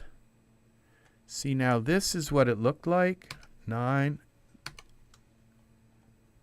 See, that looks really bad. Okay. Now let's see what it looks like when we bring in this repaired thing. Send to Daz.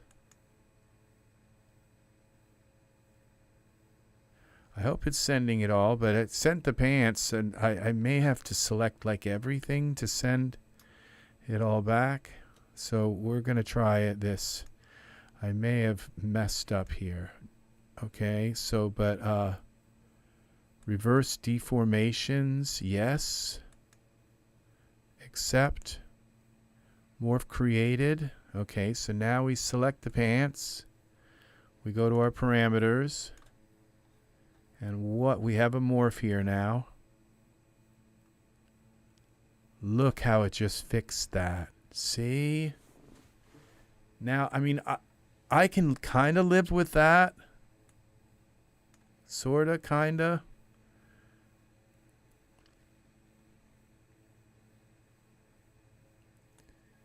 So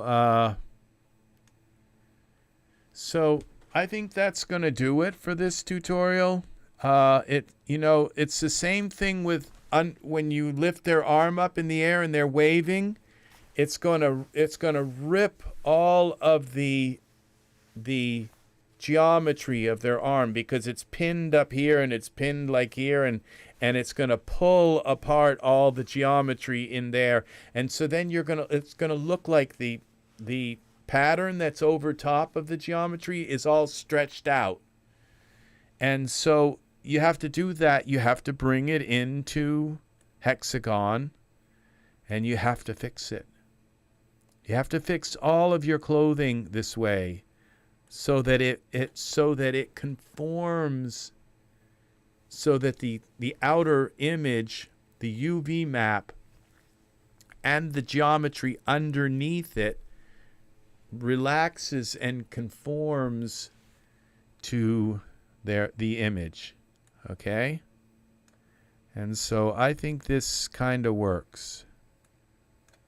So it does, and the thing is that I could possibly, now that this is sort of like this, I could possibly take Mesh Grabber and just kind of pull this in a little bit. You see, so this isn't the last thing. I mean, let's just try it a little bit.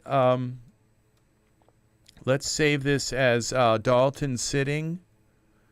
Okay, this is file save as. So if I screw it up, save as scene.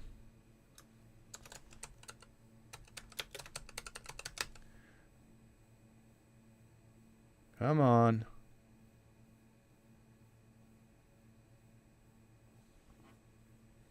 Dalton sitting with my Daz Studio renders. Save it here. Yes. Okay, now maybe we can do a little bit more with Mesh Grabber. Mesh Grabber. 5. Let's go to 5. And the pants. I think I got to go bigger than that. We're going to go like 8. All right, let's just try to push this back in a little bit. 9. Okay, let's go to 0. Let's go to non. Okay, let's zoom that out. Okay, let's try push this in a little bit here. And in a little bit here.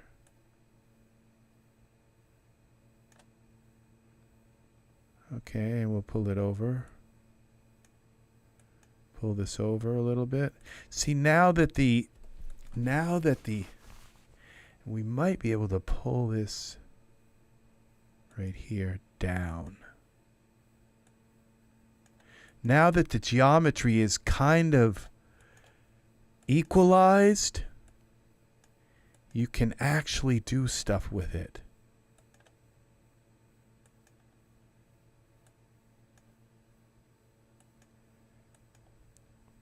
because it responds properly to being pulled.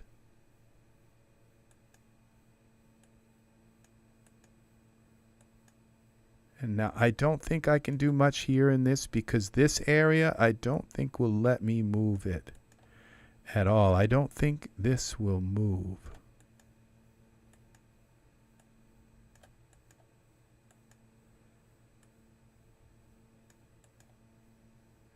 Okay.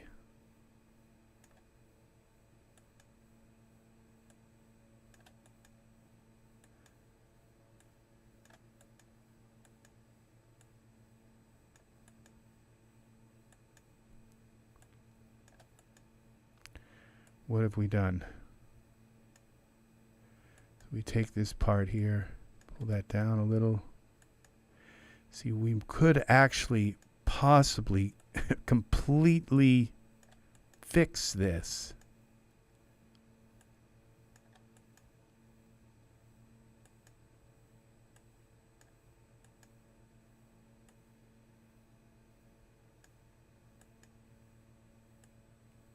By just kind of, you see, I don't think this can be fixed, this part here with mesh grabber, because I think it's going to stay pinned like that. It's that pin part is going to stay there no matter what you do. So the only thing you can do is accommodate the pin and move this so that it accommodates the pin. And now there's a possibility of bringing this back. I think that's about as far as I dare do anything more with this, okay? Because I'm afraid I'm just going to completely destroy this. So, so there it is. That's how you fix pants. And we had the same thing where in the butt crack there, where it had, the pose had pulled the material and the texture on top apart, and Hexagon just healed that. I didn't have to do any mesh grabber at all. I just had to. So this we put our beautiful Dalton here. Now we turn the chair back on. Let's find him a chair to sit in. Or maybe a tree stump.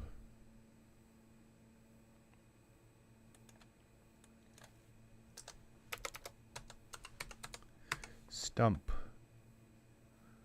Let's find him a stump.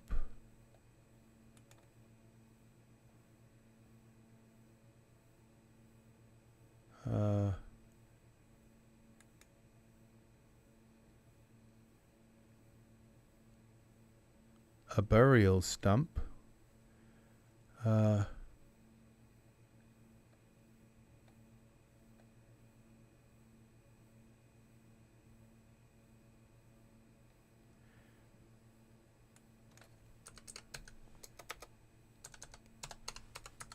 Is it what? Is it there? No, it's not.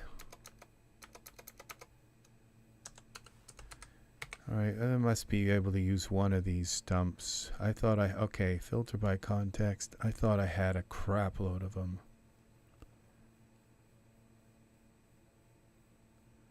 Well, there's a few more here.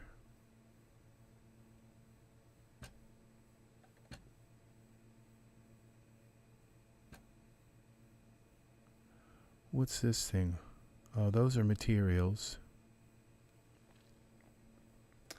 Angus, have a lovely evening. You take care. I will talk with you again soon, my friend. You take care. Let's see what this stump looks like.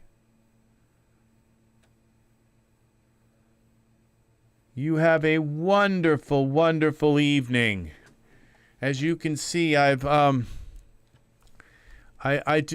do so much better when I don't have, when I kind of know what I'm doing, when things seem to, They seem to just go so much better when I don't have when I'm not trying to do something that I don't know how to do. And so that's what I have been vexed with in the last 3 days, and thank God I finally figured it out. You know, this looks like the seat right there, but not really. Okay, so we can pick whatever we want for this stump, and then we'll put we'll make some ground for him, which is going to be up here in my favorites, most used, ultra scenery. Okay, so we got to create a camera. Is that the angle we want him from?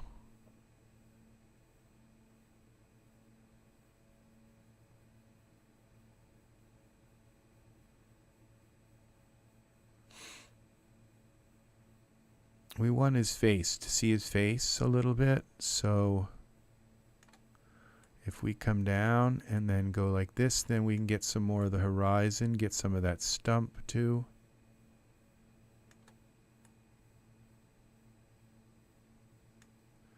All right. Now we go to ultra scenery. Oh, we lost our awesome Angus. Have a wonderful sleep, my dear friend. And so we go here now to add a camera, create a camera from our current view. And we'll look through that camera for a moment. We're going to go to my favorites here, and we're going to lock the camera. That's something I put up in there. It locks the camera. And then we're going to go to our favorites again, and we're going to go to most used, and that is my ultra scenery is going to pop open. We'll select this at 1, features, and let's just do land, and let's go here with something flowery and pretty.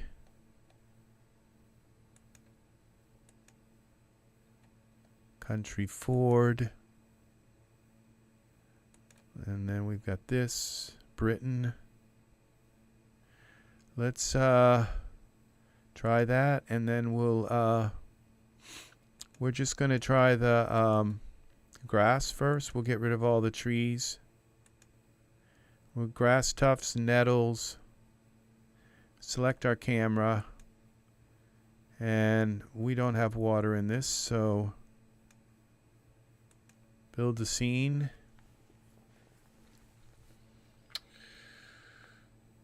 Let's see what this does. So I always have to make a scene at the end of my, gotta always make a scene. That's what we do. So I like the way the pants work. Now, if I follow that same kind of pattern of fixing the pants, I might be able to fix the other pants that I had here also. They may just need to be kind of pulled down and back like that, like these pants were. So what we're going to do is put Dalton and the stump together in a group. So we're going to go here like this.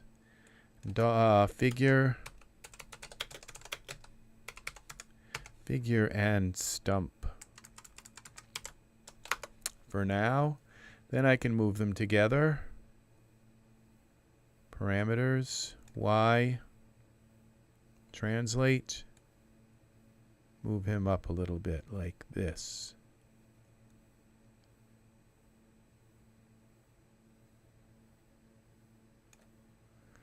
Okay, and that means we have to take our camera now. Well, we can't move the camera. Well, let's see what our eye ray looks like. We can move the camera, but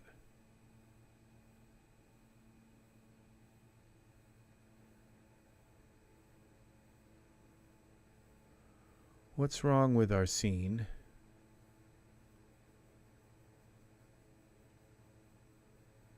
Those pants still kind of look wrong, but they're okay. Why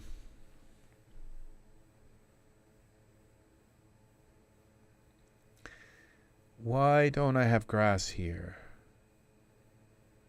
Let's go back to Ultra Scene. Favorites, most used, Ultra Scene. What's wrong? It's like there's some kind of grass or some grass tufts. Okay, those are used. Oh, base ransoms. That's it. Rebuild the scene.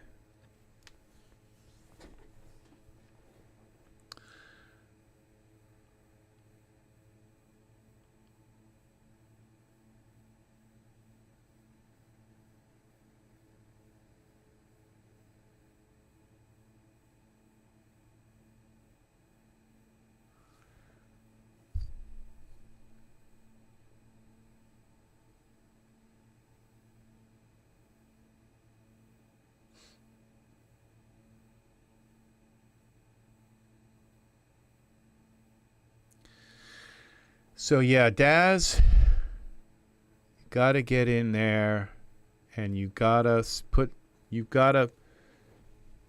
some of this income that the business is making. You gotta put it into some programmers for Hexagon. Start up a team, get them working on it. Get focused. Hexagon needs two things. It needs its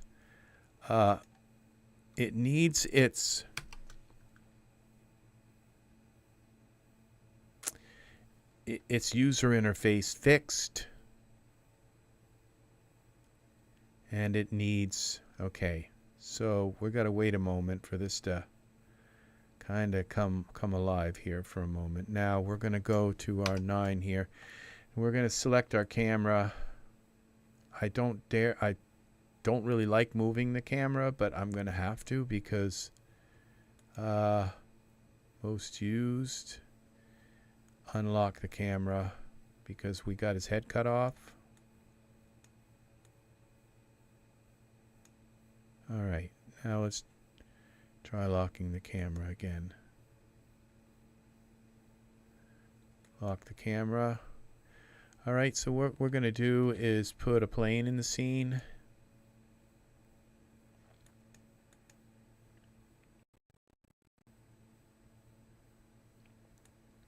Plane. And there is our plane. And we're going to click this particular thing here. We're going to bring it up the way we think we need it.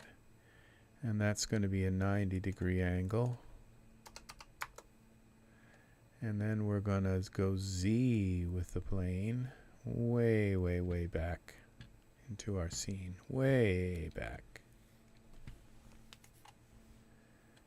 Z, some more Z.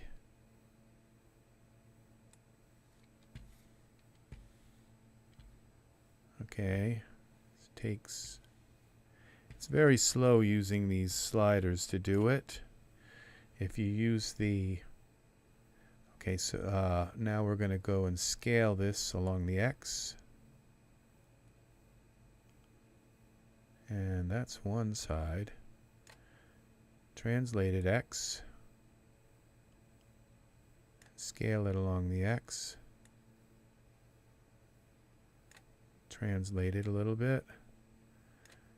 Scale, translate it Y. And then we're going to scale it along the Z plane. There's our Z plane. And let's kind of go it like that. And then we'll go Y translate and bring it down a little bit. And now is the fun part. We're going to put an HDRI on this image.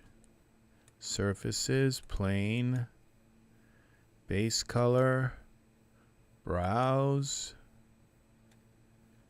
And let's find a beautiful HDRI for the background.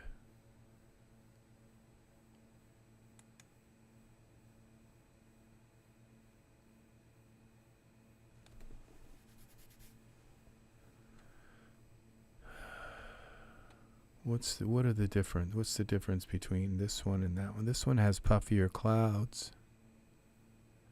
What's the size of this? Properties. This is 8K. What's this one? Properties. 8K. They're both 8K.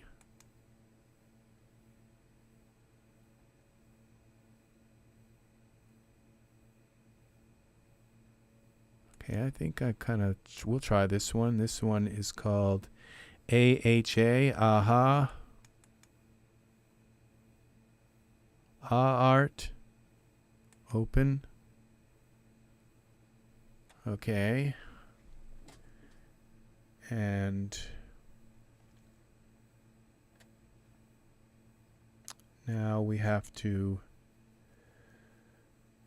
set that up a little bit better. So we're going to go, well, let's put it on our places that we need it. We need it on this emission color. Where is it? A-art. And then we need it also on our, we need to turn this to white. And then we need it also on our luminance. And now we can take, what's nice is this shows up in texture shaded mode. Okay, so we're going to now click on our environment map and go to parameters, and we're going to turn the draw dome off, and we're going to go to scene only. That should plunge our character into the dark, but our camera light is on, headlamp off. Okay, that plunges our character into the dark. If I'm going to light him up, I'll light him with a distant light, okay, or with a spotlight, one or the other, we'll see. So now we can select our plane.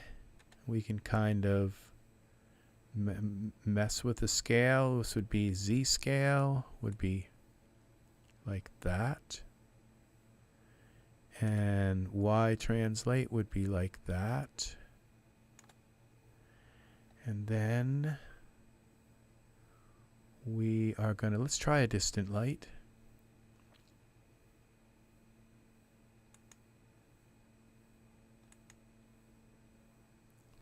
Let's go into iRay.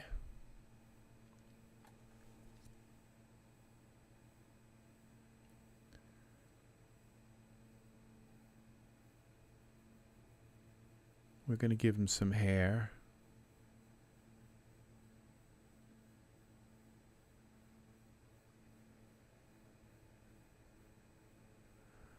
Okay, our distant light. Now we could bring all of this right now into Blender. So, which would be kind of interesting. But let's see what we have here. Now let's see, our light, distant light is kind, I think this is going to be pretty. So we're going to go here to this for now. And let's look through our distant light. And I think it's just barely coming over the horizon. I can't tell what he is, if he's, okay, yeah, so this would be straight on, okay, to him. Okay, so I think we should probably come at an angle just for the hell of it. Okay, and then we take and we give the distant light. Okay, let's go back to our camera view. Let's go to iRay and let's give the distant light a little bit of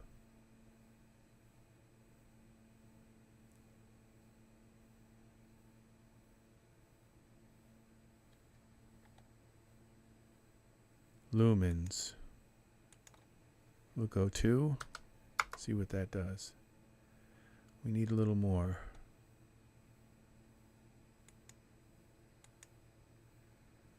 Come on. Now there's something about my distant light. I think I can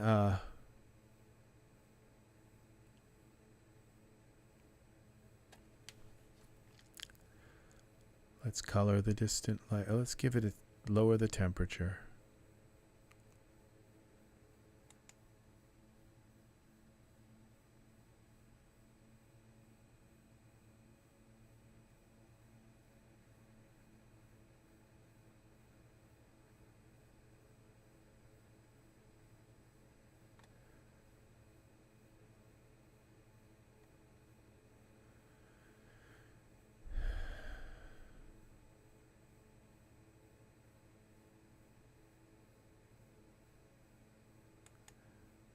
Let's make this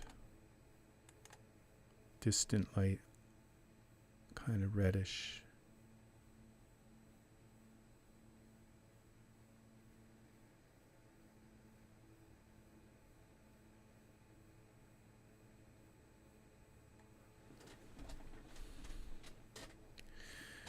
Okay, let's give him some hair.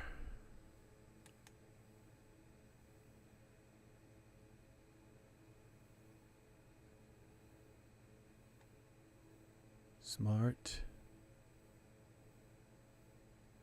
You see, I see where that point is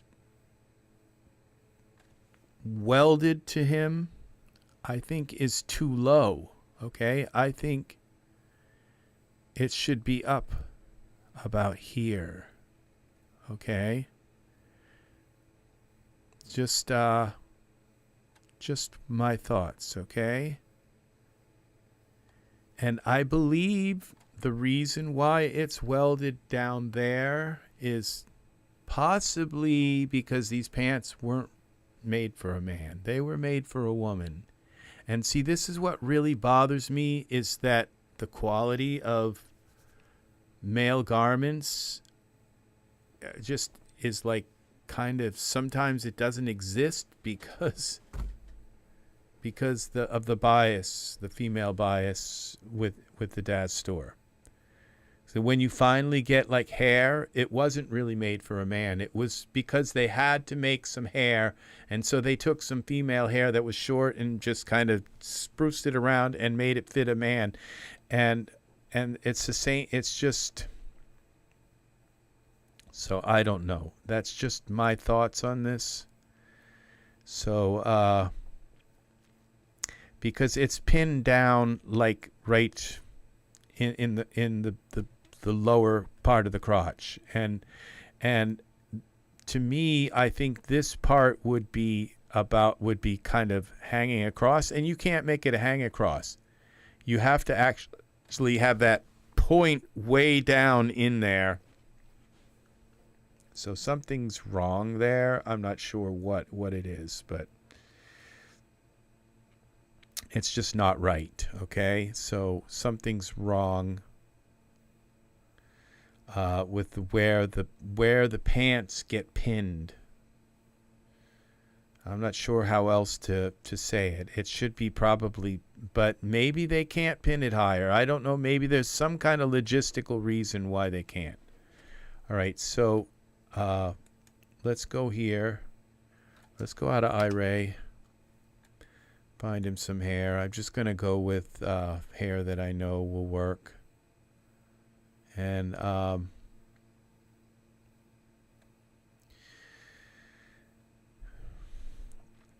I think I'm going to I'll get him some hair that I know will work in Blender, and then we're going to try and just throw this all into Blender and just see what it looks like under the cycles render. So it's easy enough to do. So we're going to go to hair, and I have to find hair. I think the problem with Genesis 9 hair is that a lot of it is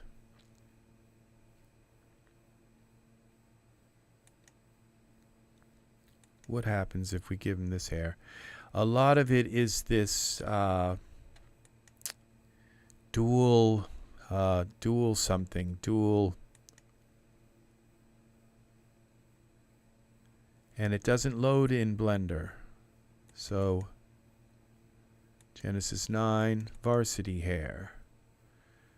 I think it would kind of work because his head's up like that, so it's not going to cover his eyes completely, I don't think. So, and this, it's like, okay, so we got Genesis 8 and Genesis 9 varsity hair, and there's not a single, well, maybe there are morphs. I just don't see any poses here. So, oh, did I put it on the stump? Z, I did.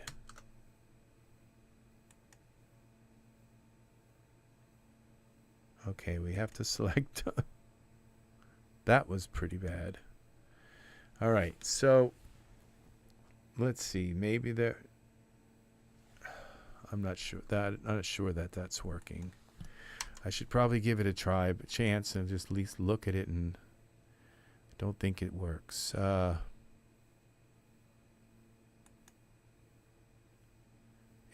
males. I think Bruce hair might work, but Bruce hair only comes with one color.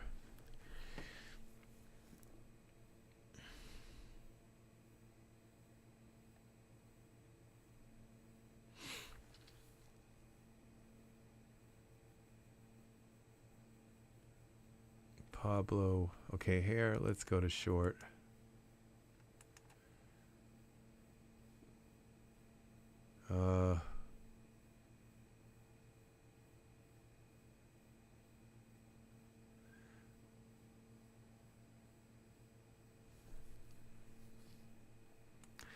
Does Shy Guy hair work? Will it work? Let's see.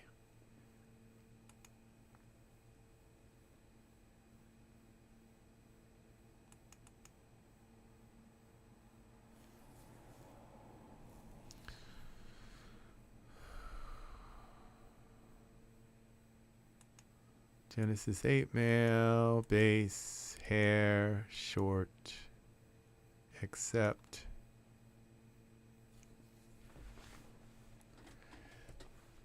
What would be nice is if we could have a fit, you know, pants fit for like open leg pants fit.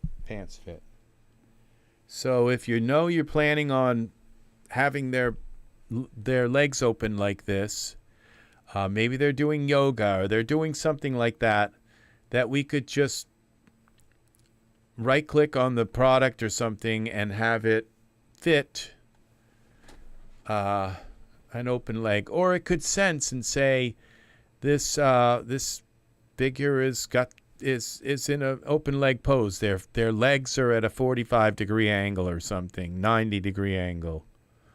Would you like it to apply the open leg pose? And then you could bring this up a little higher. I don't know, the zipper. But it's all jammed up in there. Obviously, they put too much fabric up in the top. So, I don't know. Okay, this looks okay. I think it's got to be darker. I'm not really that smart about this stuff. And so I could actually, could be considered, compared to the people that work in Daz and the people that make these models, I am like an idiot. So that's just the way it is. So this is for Genesis 8. That's for Genesis 8. This says dark brown. This says darkest brown. Let's go with the darkest brown. I don't want black, but we'll see if this works.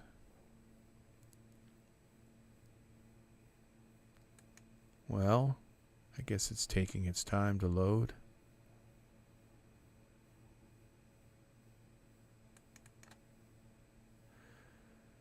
Do I need to select the surface?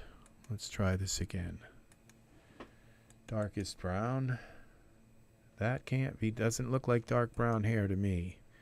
perspective. Maybe my lighting is making it look.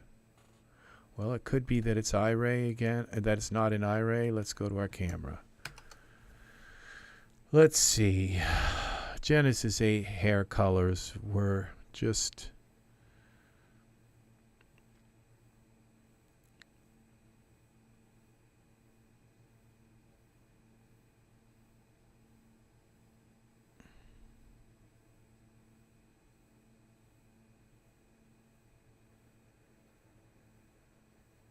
That works. It's okay. Now,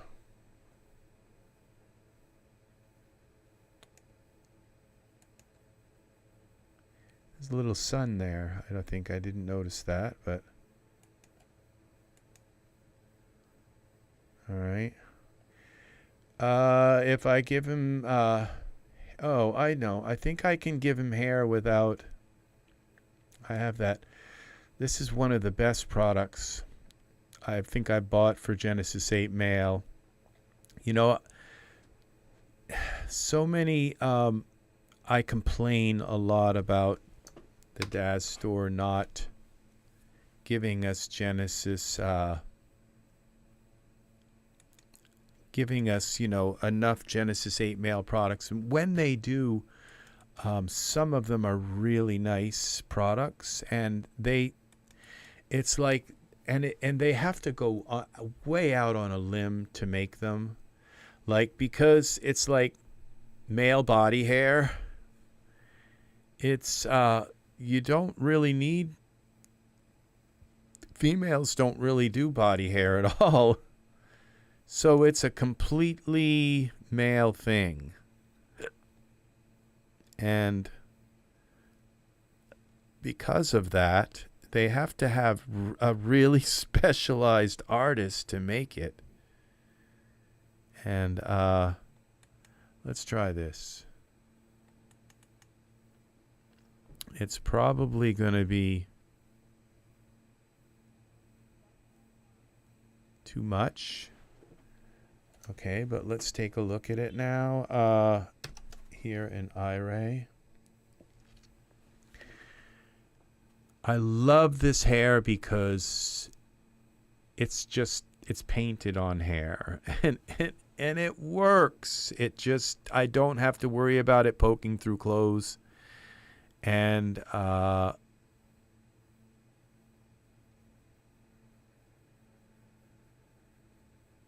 look at that.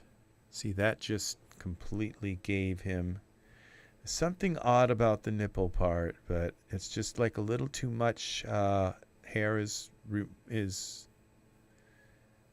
removed there. So, but I think we'll leave it. Okay, now we're going to try to take this scene into File. Now, I've forgotten how to do this. Okay, we go File. Okay, Save As. We just save as. Save Scene. Okay, I have to save this in my diffeomorphic folder. Save As. So we'll save as. We'll just save it in Save Scene into this diffeomorphic, and this is called Dalton Sitting. Dalton Sitting. Okay. And then we go here to our favorites. Now everybody else has theirs up in here somewhere where it says save as, save this, okay? But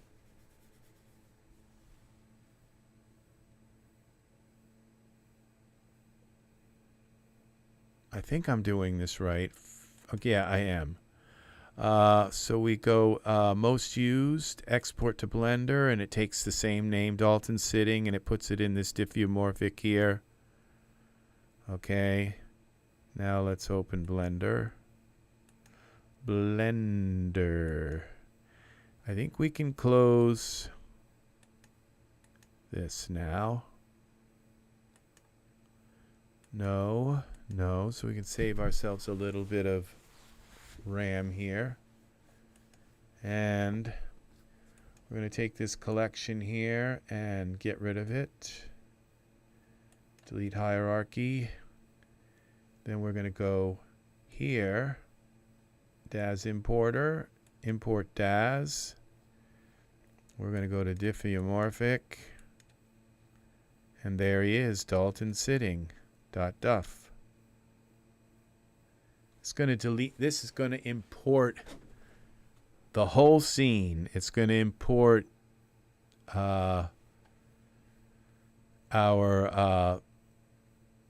ultra scenery. It's going to import Dalton. It's going to import the tree. It's going to import, hopefully, the hair.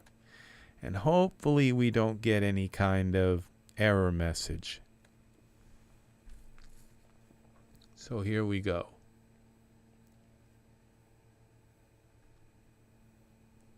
And hopefully it will load that morphin on his pants, and also that could be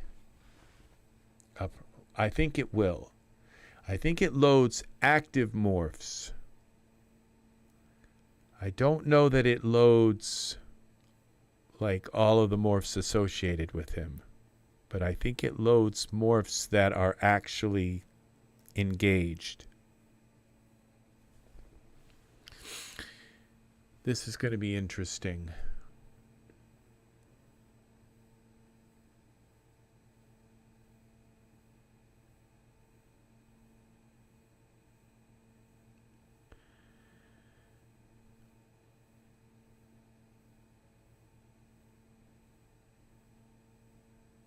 Come on. And there we go. So, okay, unsupported shader found. Ransoms. Okay, it didn't like the ransoms. In mesh, it found and corrected. Okay. 16 materials found it didn't like. Okay, well, what can I do about that? Let's see what it looks like now and see if this renders. So we're going to look now through our camera. Okay, and there's our camera view.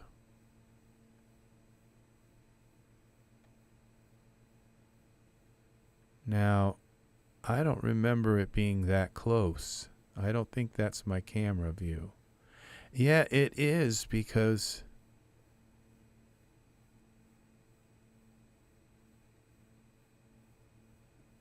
all right. Now let's close this out here. Now we're going to go here to our render and switch it to cycles and our GPU.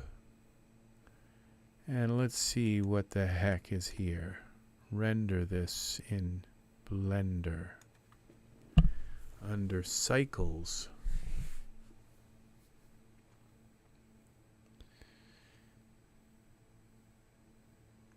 Wow. Okay. So it doesn't like his skin. It doesn't like the hair on him. So it doesn't know what to do with his bodysuit. It looks like just about everything in the grass rendered, the background rendered. His pants are the morphs came in properly. So we don't have too much to do. It looks, and his hair didn't work. Okay. So let's close this down for now. Don't save. So we've got a couple of problems here. Okay, we have to take off the body shell.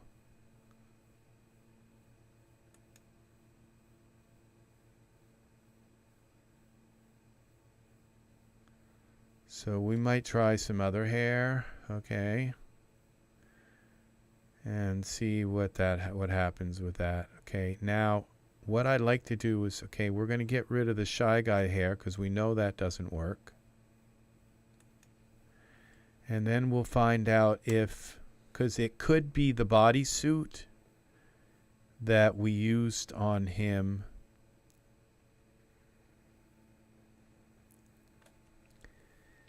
that screwed up his skin texture. So what we do is we save this now. Save with the hair off, the body suit for the chest hair off of him, and we save it with his hair gone. Everything else worked, and see if his skin texture works. If not, we're going to have to change his skin texture to something that works. Okay, so let's the sky looked really nice. It's a hit or miss kind of thing. Oh, I didn't quite do this right, but that's okay. We can still do this. We saved it. Now we have to go into this favorites, most used, and export to Blender. Overwrite that. It's weird how Blender's like these Mac programs. They don't think you need to ask if it's going to overwrite. You know, you can tell a program that's kind of been written for Mac. It's like, doesn't Mac have a thing that pops up and says, would you like to overwrite this? You know, it at least tells you that you spelled the file name right, so you don't end up with two of them. I just don't know about Macs. Okay, so delete, okay, that. Now we're going to go in here and we're going to import our DUF file. Dalton sitting. See if his skin is fixed.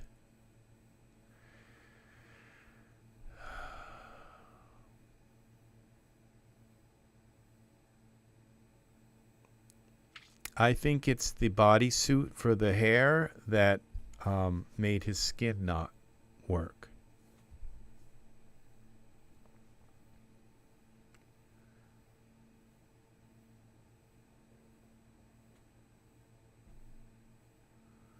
Eventually, diffeomorphic will catch up with, and Blender, they'll catch up with Daz. I mean, Daz has obviously got more sophisticated textures with this new PBR texture. It's Blender hasn't caught up to it yet. It's either Blender hasn't caught up with it, or diffeomorphic can't. But I think it's Blender. Okay, that hasn't caught up with it. Now it's still telling me there's unsupported materials, shaders, but those may be in the ground. They may be. We'll find out. Okay, so let's go here. They could be stuff in the. Let's see if his skin is right. If his skin is right, then all we got to kind of do is find some other chest hair that works and some other head hair that works. It's really weird that in Blender I just kind of don't, because a lot of my hair doesn't work in Blender. It just, sometimes I just don't care as long as he's got hair on his head, and that's not the way art should be. It should be find the right hair for him. So, yeah.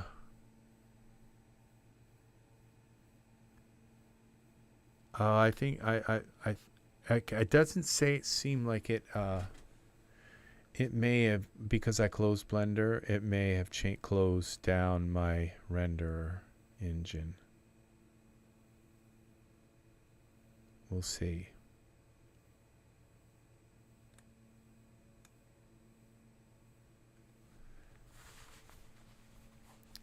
Yeah, I think it may have, but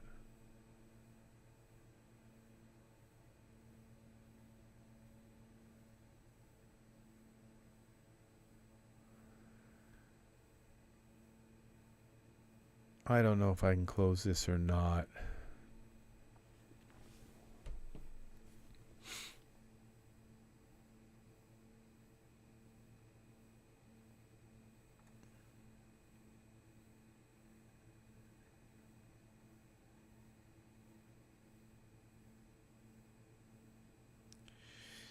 That's weird. It just closed itself. Okay, so we're gonna have to go here. Yeah, it's not the right rendering engine. And GPU, compute. Let's try again. Render image. Why it wouldn't render in cycles? You'd think it would just, like, cycles would be easy to get it to render there. I've had that happen before. I don't know that I don't know. I don't know if my NVIDIA card can render well, it must, because I think this is cycles here. This should definitely work. Not cycles, but the EV. This will definitely render.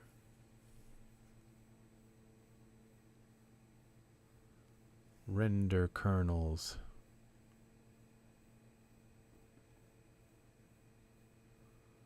Come on.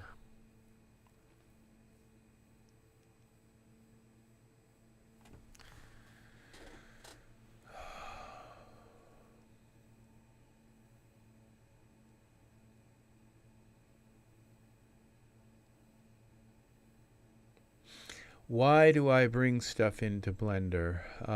I'm curious to see what Blender's render engine will do to my scene. Now, I mean, this brought we've got a distant sun in here that's called I think just a sun or something. I'm not sure what's up, but I don't think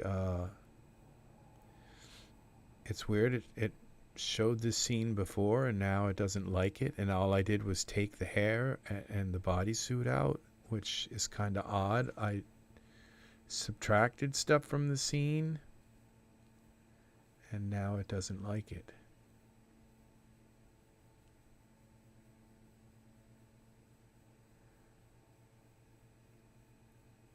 It may be because I tried to render it in that EV.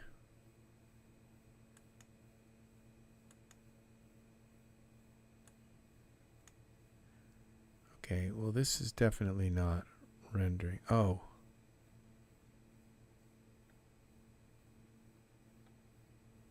Okay, close this. Well, it's not going to let me close it.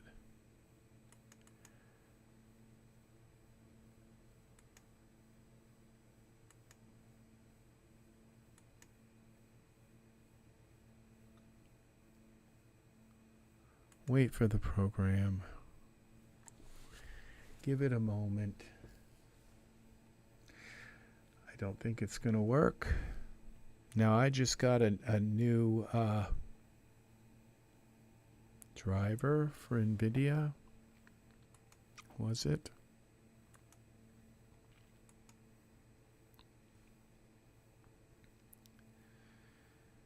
Drivers. Check for updates. Yeah, we have the latest NVIDIA driver. Studio driver. Okay, close Blender. I'm done with this. Okay.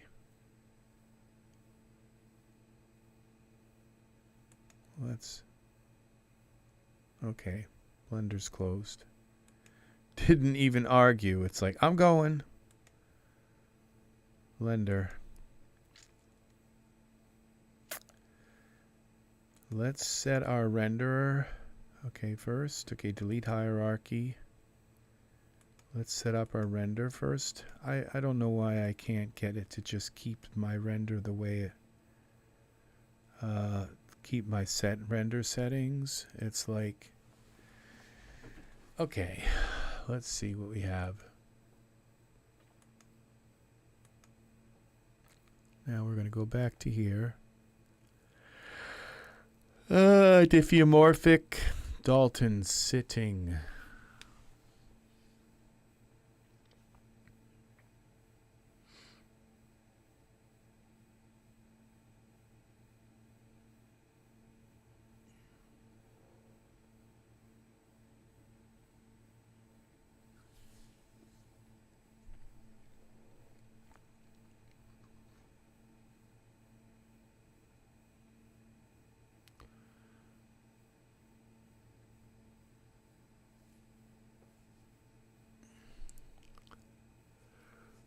Uh, I guess I'm going to have to stop soon.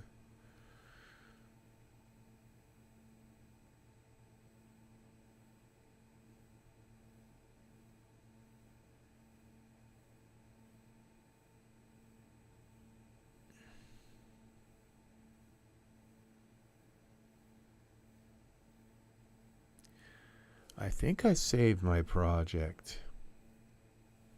Yeah, okay, here we go. There's a scene. Now let's go to our camera view. Zoom in a little bit. I guess we're ready. It didn't complain about, it didn't change my render. Render, this should just render now. I don't think we should have a problem with this now. It was because I tried to render it. Yeah, something that, okay, I may not have saved it, my project. I don't know.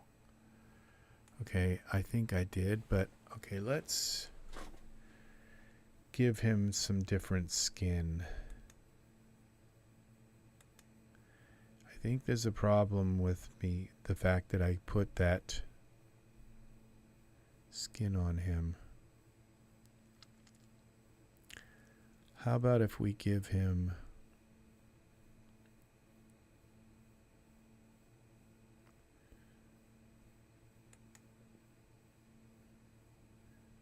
figures?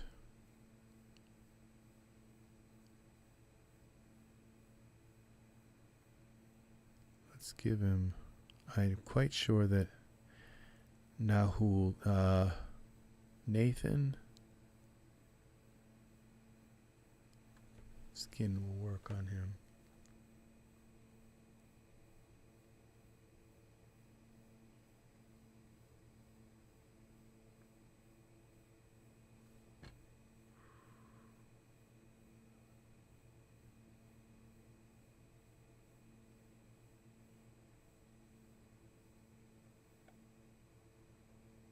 There is Nathan. Materials, Nathan all mats. Okay, this should fix his skin. Nathan has 8K skin. Well, 8K, it's not 8K skin, it's 8K.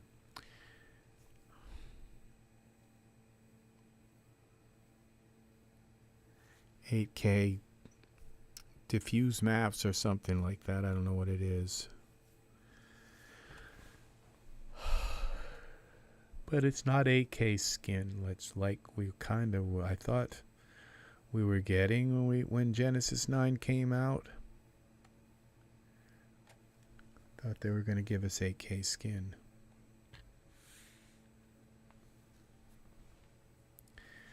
Okay, he's got Nathan's skin now. So we go file, save.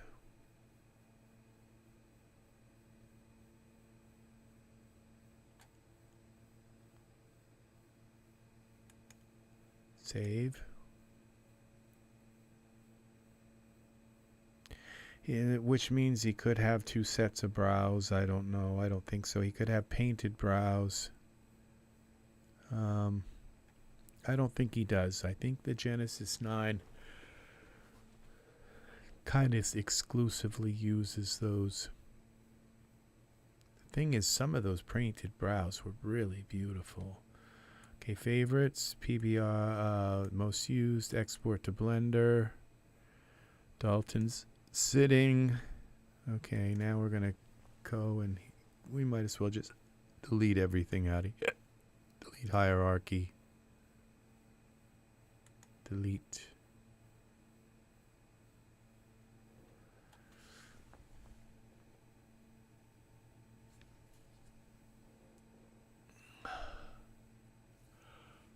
I'm wondering if having the scene open in both programs is not like just totally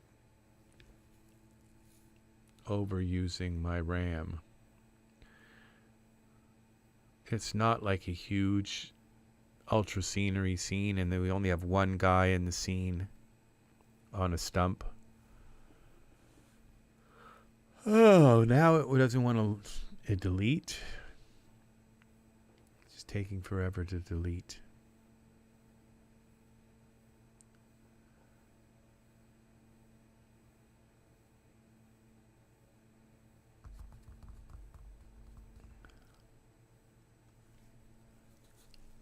I don't think I can stay up much longer. Okay. All right, we are... It is 1:51, so we're going to find out, like, what in the heck, Blender? Just close. Close. I don't have patience for this. And,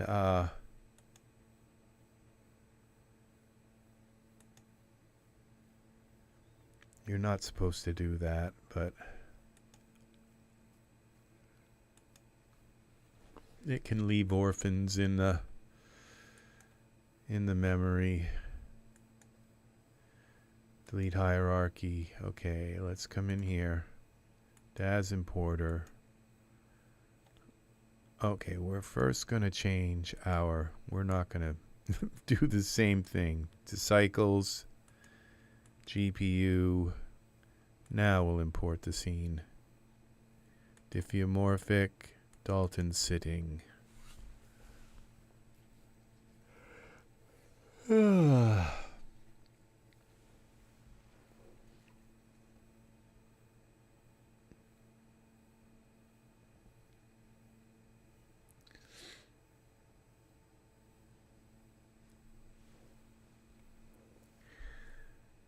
Okay.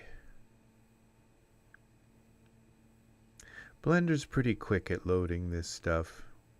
This is a huge scene, and Blender can load it in, I think, less than a minute. That is pretty darn good.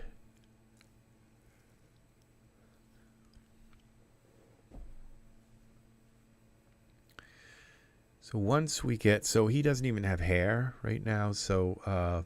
but if I can get him skin... That works. So that is too bad. I should have remembered that the bodysuit doesn't work in Blender. So I think Blender, you know, there again, they're behind in Daz with bodysuits. Bodysuit that's a pretty Daz does some pretty forward-thinking stuff. And, you know, I complain about the Genesis 9 figure, you know, and how they've tacked it, but there's a reason why they do that stuff. And like I said, they're a lot smarter than I am. I like to think of myself as kind of artistic, but that seems to be my... There, so he's got hair, got skin that works now. So the problem with him now is his hair, and he doesn't have any body hair, so we're going to work on that. Okay, so we're going to just close Blender. Don't save. So we don't have to wait on that. We're going to give him Dragomir's chest hair, I think. Drag. Come on. See if it works. Default, drag.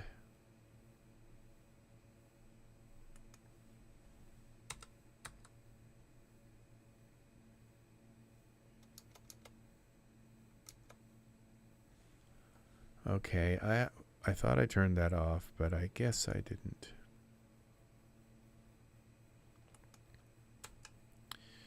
Dragomir. There he is. Let's go to hair and see if this works. Dalton.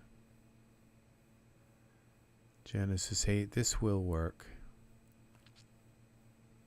Body hair.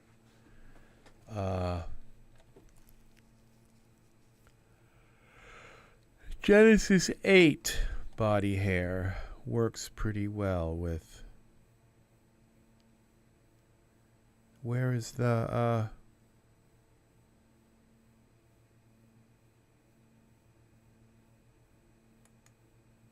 Oh, there it is. Okay, Genesis 8.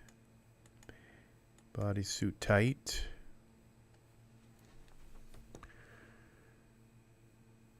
And I can see a little bit of the hair coming through, but since this is black, I don't think you'll be able to see it in this image. Then we got to find some hair for him. Hair that actually shows up. It's going to have to be...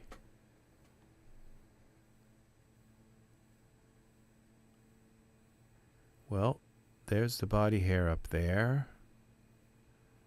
Now, if it's going to place the body hair on his body, well, there it is. Okay, it worked. And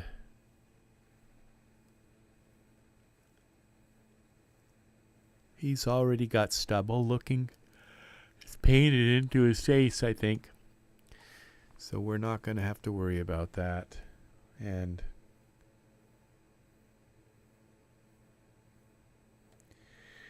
And then we have hair. We got to get him some hair. This is him here.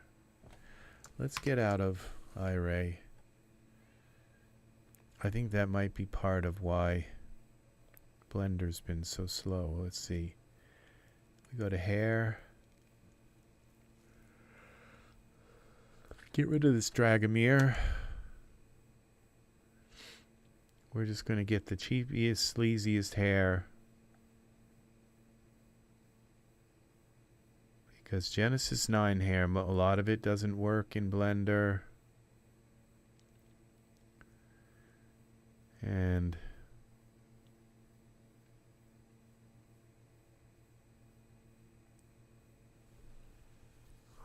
punky hair doesn't work.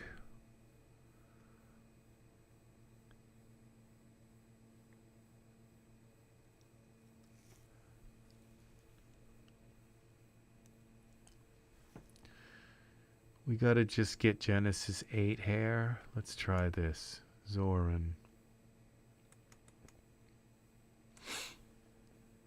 Dalton. Okay, Genesis 8. It's either gonna work or not. Short hair. This'll work. If it doesn't come in like completely covering his face, then it usually works. There we go. Okay, and I don't know what color it is. Let's see. Let's go with something dark. Zoran hair. Materials. Let's go with black.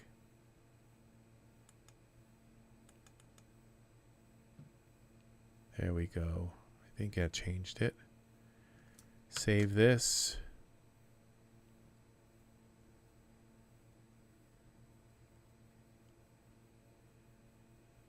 That looks pretty nice on him. So,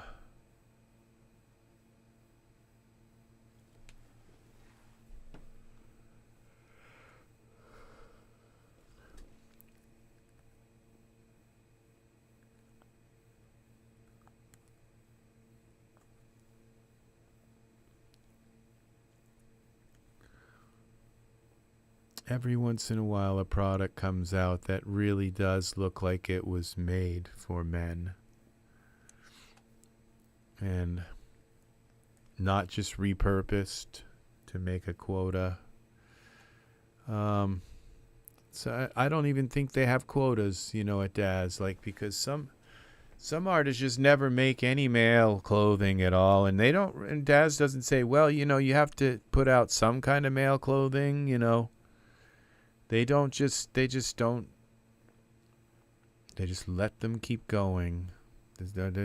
You know that because you look at their store and there's not a single male item in their whole store.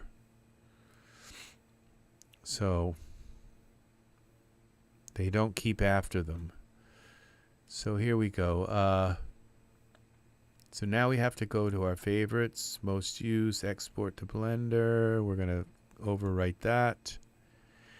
As long as we're not here in iRay, things might actually go a little faster. Here we go to Blender. Okay, let's close this. Let's get rid of all this. Delete hierarchy. Go here. Cycles. GPU. Okay, now we're going to import. And down here to diffeomorphic. Dalton sitting. I think this will load like quite fast. Because it's I didn't know I had Daz and iRay when we were trying to work here. If I yawn long enough, I'll get my second wind and then I won't even be tired. And I gotta go to bed.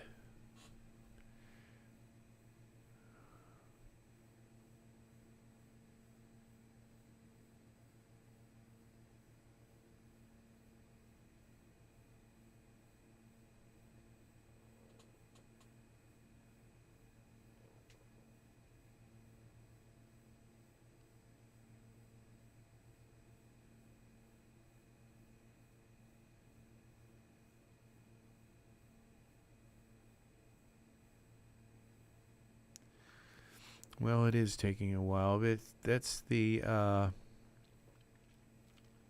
ultra scenery. It is a hog.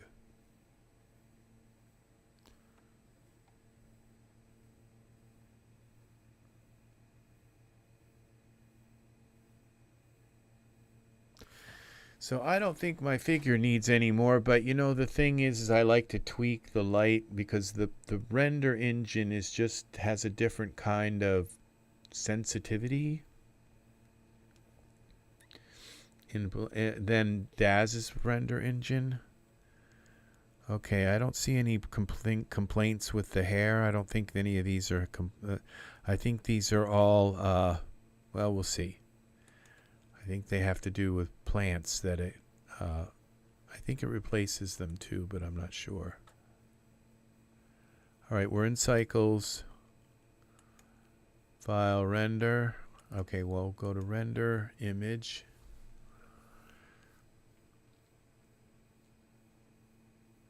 This is going to render quickly. There we go. Okay, there's our guy.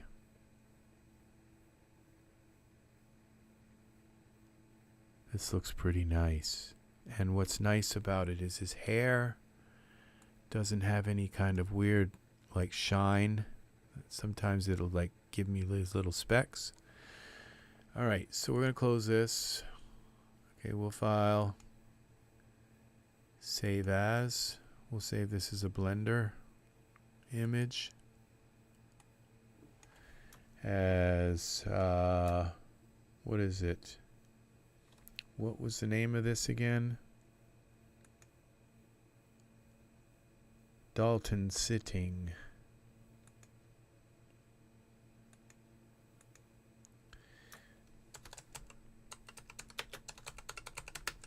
Dalton sitting. Save it. Because I mean it's kind of there. And then we'll go down to here to this to this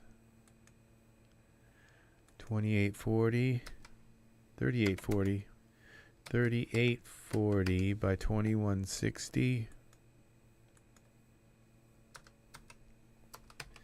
That is 4K. Then we go here to 4,000, and I like to go 8,000. 8,000 samples per like tile. Render image. Let's see what this looks like. I usually don't just render an image like large like this without kind of really looking at the sky and looking at the colors of things, and he's kind of a little too red, but this is it. I'm gonna kind of like let it render. So did it already do one tile? No, it's still working on this one tile. It's got two big tiles and then a couple of little teeny tiles.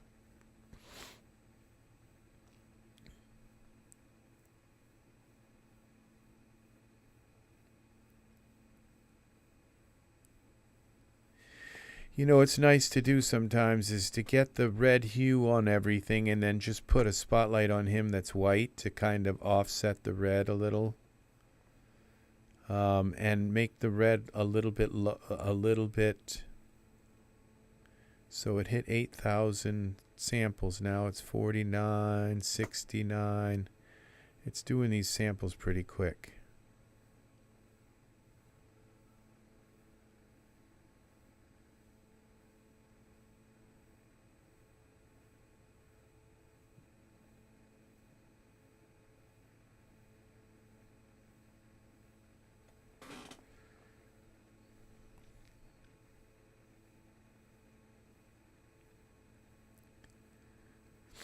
So, you know, this looks terrible, but it's not as bad as it would have been.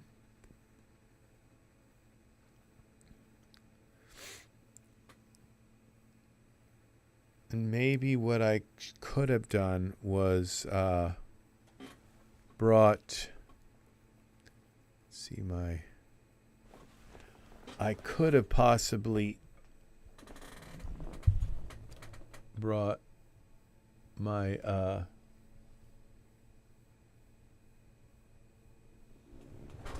there it is, it's rendered.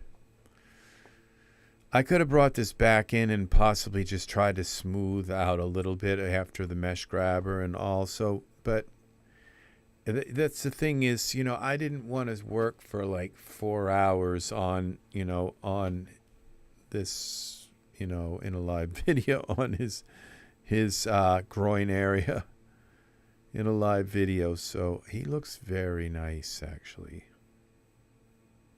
Yeah, he's one of my favorite characters now, probably my favorite right now. So, but we got it kind of okay. So and this is much larger than it looks. And these would have been blown right out completely. I think if I'd gone back in one more time and like done another pass on that it would have. And look, let's see, is there hair coming through? You can't really see any hair coming through the. That Dragomir hair works really nice. So he doesn't have any arm hair.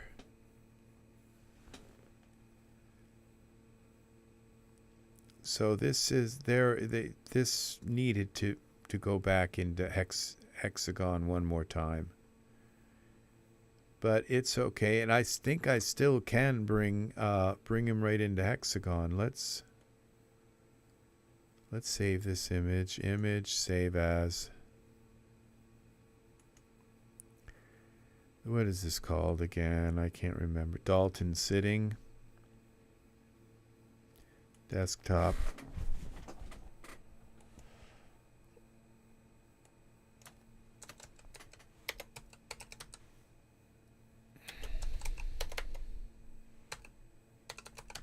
Actually, this should be saved in here, my PNG. Okay. And now we can go back here, and what's kind of interesting is we can just take these pants here. Maybe. Let's see. Oh, it's saved. So we can just go here to the pants. Go here to send to Hexagon. Is Hexagon going to open or not? No, Hexagon has decided it's not going to open. Let's close this down. Save that.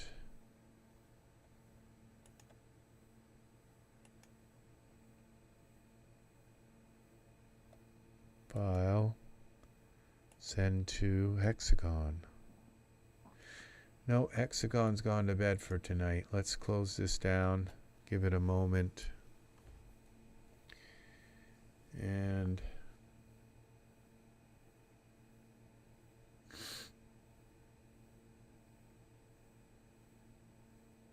let's see now. What have we got?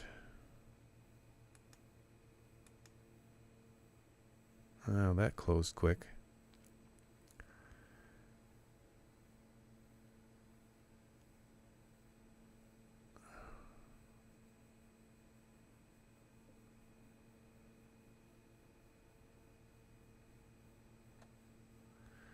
File. Open. Dalton sitting. We've got two of them. Oh, the last one is the one that goes into my diffeomorphic file. So I could theoretically delete the one that's in my render file folder. I have a gigantic folder where all of my Daz renders go, all of my Daz projects go. And then I have a folder where Daz projects go that are going to be imported into diffeomorphic. So what do we got? This should work now.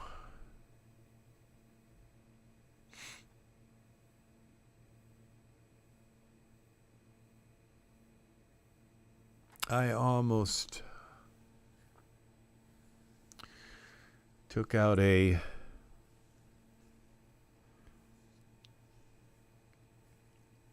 subscription for ZBrush. I love ZBrush, but I brought a Daz scene into ZBrush, and everything was all pixelated and like in clay. It's like I'm not really that familiar with ZBrush, but it was just wow. It was, and the way it was set up like an Apple program or something again. It's like, okay, I know it does like everything in the world, but I was not pleased with where are the pants. Okay, there they are. I just want to see if I can kind of smooth these out a little more now. Send to Hexagon. Here we go. Now let's see if we can smooth these out a little better.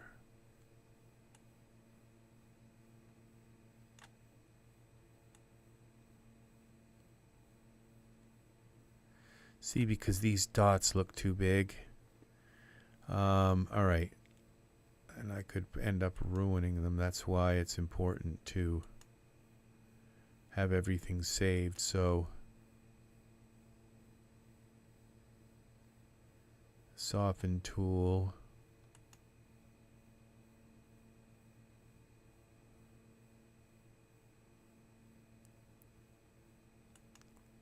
Well,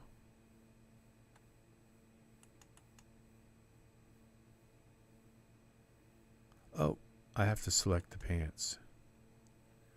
That might help. We're gonna, oh, I don't know why it does that. All right, we're gonna try.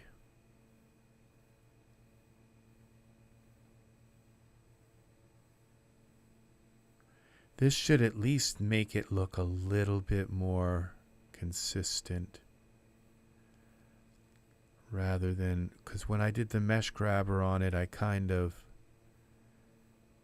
yanked it around a little bit and made it look inconsistent, I guess.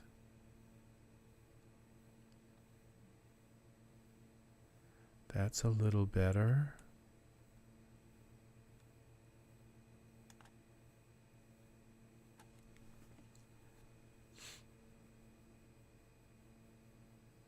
Okay, we're going to try again. This time we're going to try down here. Okay. I'm going to go with a 5 here, accept. Back to here.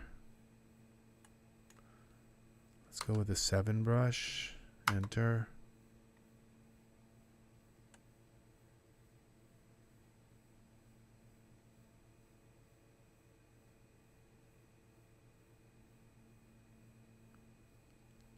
Try to just smooth that all out. And let's see what happens. Accept. And that's what we're doing. We're learning. We're trying to learn here. Soften.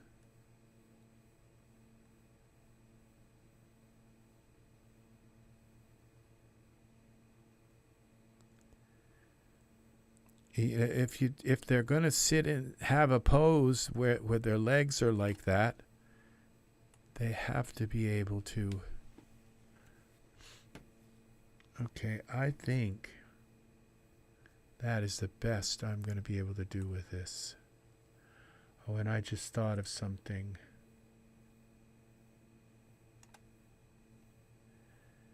I wonder if I delete the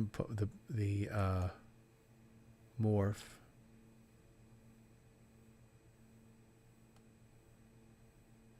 I wonder what this displacement does. Let's try it.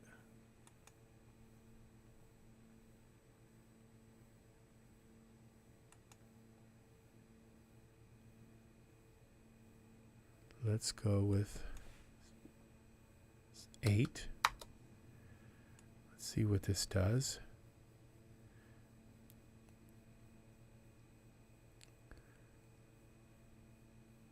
It just may handle the geometry in a different way or totally ruin it. Accept. What did that do? Let's look at this from like kind of the side.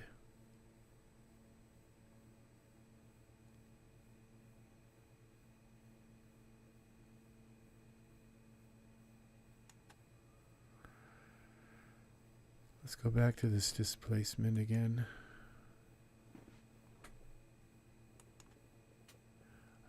I'd like to know the difference between displacement and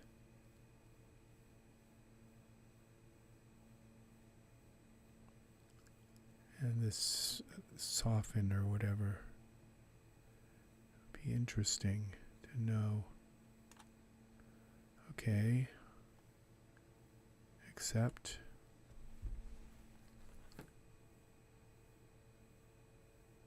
It's doing something.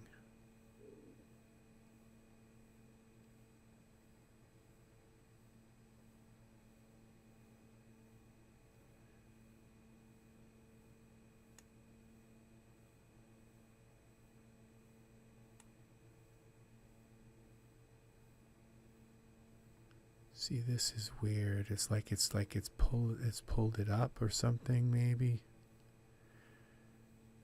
What happens? What are we? We have UV stretch. We have pinch tool. What the heck does this do? Let's go with 5 on this and see what it does. That's what we're doing. We're just kind of learning. Let's go again with 8. This might be our move tool. See, I can't like okay, what did that do?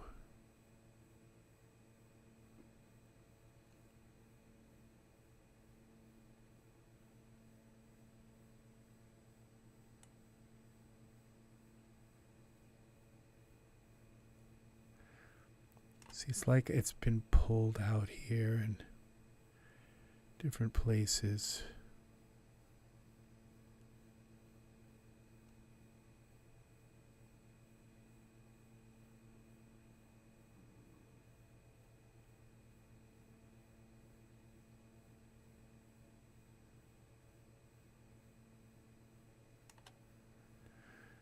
Okay, we're going to try the soften tool again.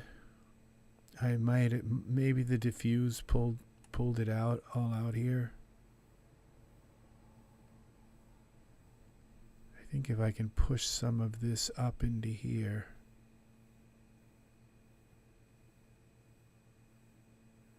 Bring some of this geometry up. Because the problem we're having is this.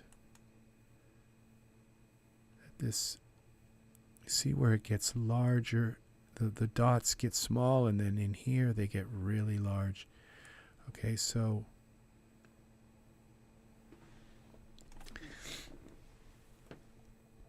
vertex modeling. Okay, surface modeling. Extrude line. See these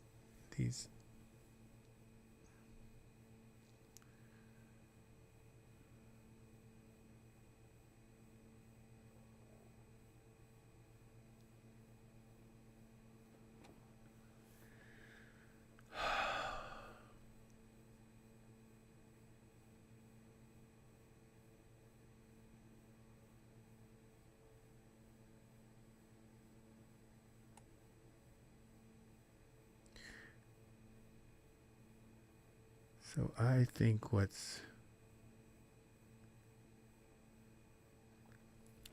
see, I'm wondering that if I use mesh grabber to push this in, if these lines are not going to get actually larger rather than smaller. So we'll see. Let's accept this. Now if I go here to, I think I have to use I'll have to use then 2. Okay, so let's just send it back. Export. Now send to Daz. We come here. We have to give this another name. We have to reverse the deformations, yes. And the name here will be Hexagon Morph 2.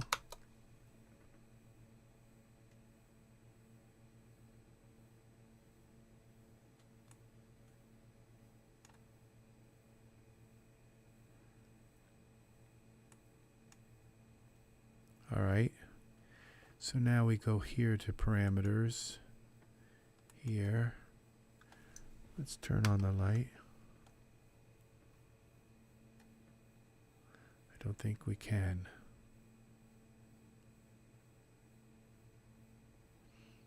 Okay, morph 2. See, that didn't work.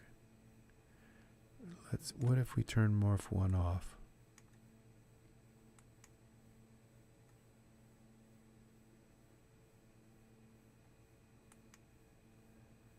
Reset. It's morph 1. Oh, we're in iRay.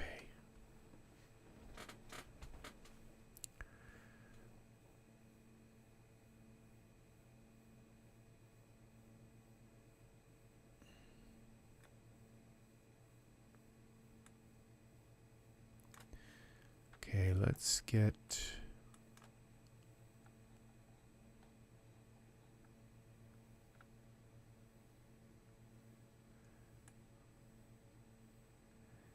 yeah, see, this is all messed up. I think it looks kind of like it. I just went nuts with mesh grabber and really screwed that up. Now, what I could do to save changes, cancel this, is let's go back to Blender. And we're going to look at the tools that Blender has. And I think that's what Daz is saying. Is the developers at Daz are saying, if they can get the Blender bridge and all these bridges working really well, so what would be nice is if the bridge worked both ways, where you can bring it in there, you could do some work, and easily bring it back to Daz. I'd rather render this in Daz. But the thing is that Daz importer, import. The reason why I don't render it in Daz is because once it's in Blender, it's really hard for me to get my scene back. And Daz wouldn't have to do anything with Hexagon. I don't think they want to. They just want to keep pumping out models. And they wouldn't need to do anything with Hexagon if they could get these bridges. And diffeomorphic is the closest thing to it. You can get it into Blender, but then you have to export it out. I mean, the Daz to Blender bridge just doesn't come back unless you use... And I'm having trouble with the...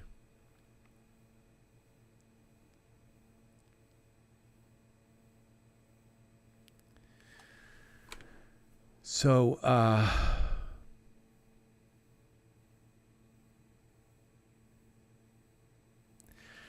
tomorrow I'm going to work on if I can get, I think I can possibly get, because I'm going to show you how much nicer Blender is for fixing the pants problem. The problem is getting the pants back and getting that morph back, because that one thing where you bring this in, I don't know what the Daz, what the Blender, okay, here we go, equivalent is. Why is my camera off now? Oh.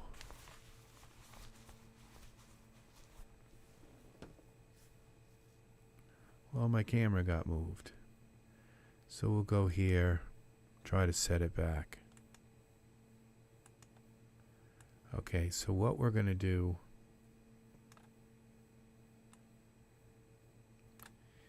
is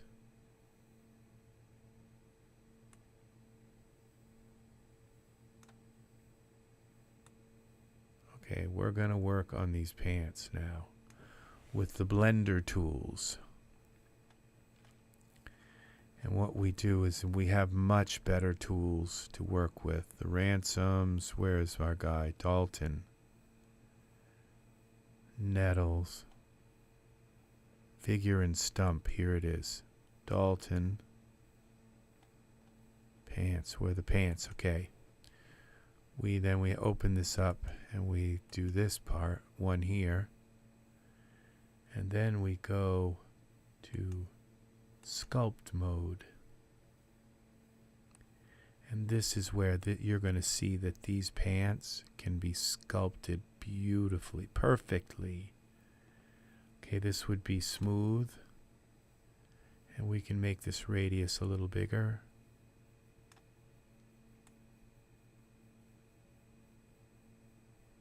See what that does?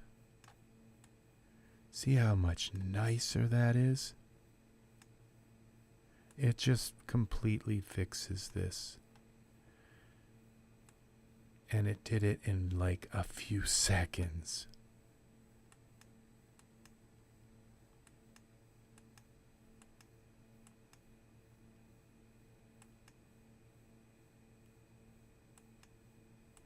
See the bend there, how unnatural that bend was? Now it looks much better.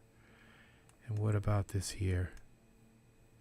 See, it just fixes that zipper completely.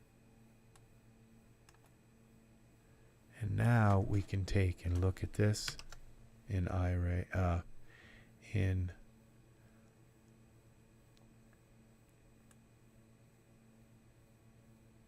let's zoom out.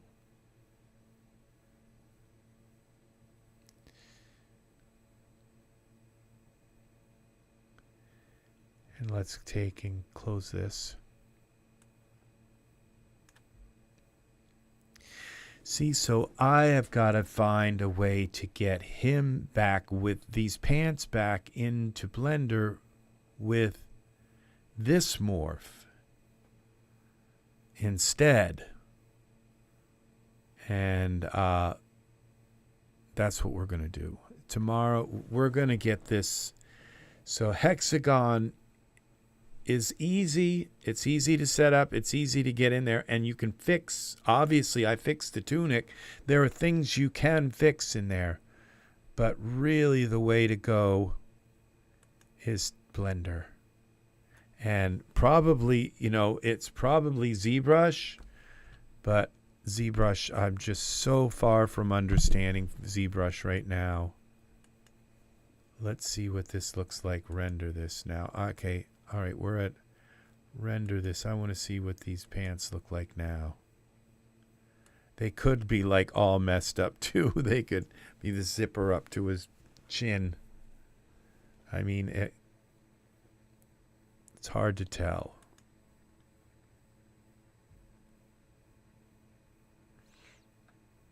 Yeah, see, there's a problem there. Because I remember there's that one piece that is glued to the, and it looks like there's an anomaly there. You can't really see it that well, but when we look down on it, okay, there it is. So let's see if we can smooth this with a smaller brush.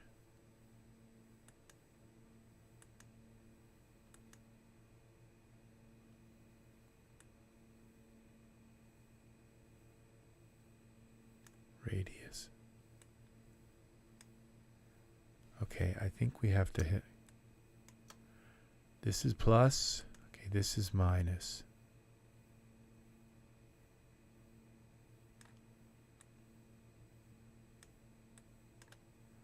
Now it's just getting worse. This is something built into the pants that you can't fix.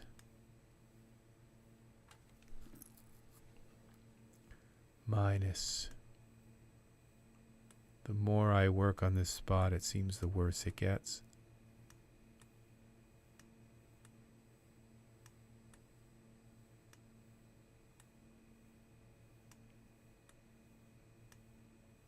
It seems. And this is where it goes like way over my head, where I don't understand what's going on here. So this is a smooth, flatten. Okay, let's try flatten.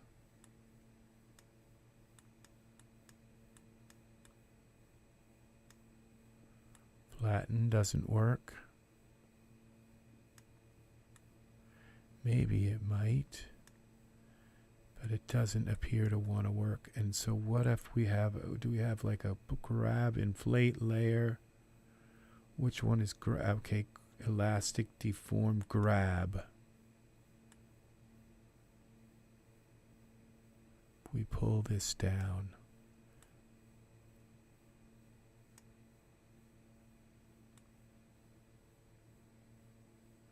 So if we can get that down enough, then I can smoothen it again.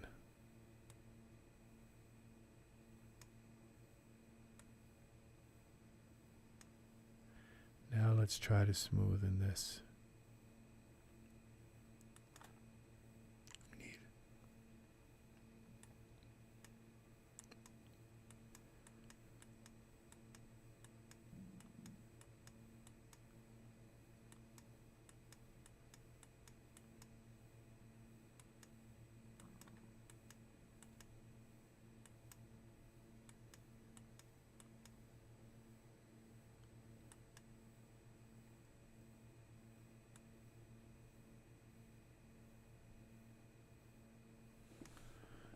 have to grab that again. There. And move it down again. Into here. This.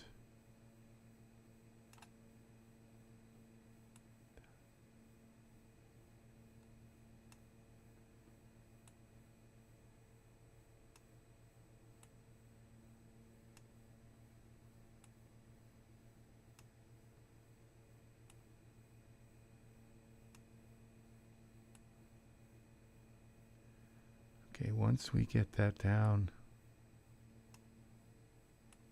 into this area where it wants to kind of be, and that's the problem. Remember, now if we go into a wireframe mode, well, now we can't see, I don't see a wireframe texture mode.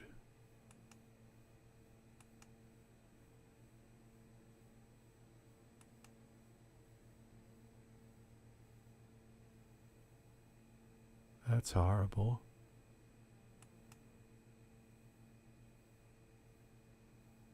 Okay, I guess it's this mode. So now we should be able to smooth this a little bit better. Just take the strength down a little bit. Smooth this.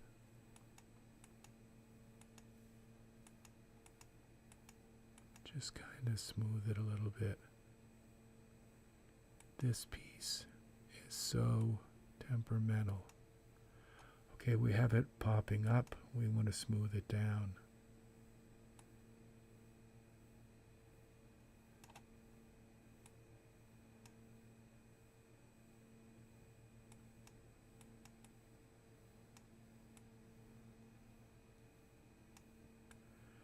I don't know what that is. Whatever that is, it's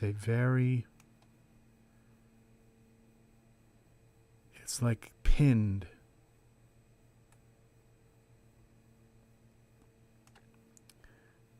And it seems to be in almost every bit of Daz pants. It's something probably left over from that dressmaking program. Okay, what if we make this bigger? The radius bigger.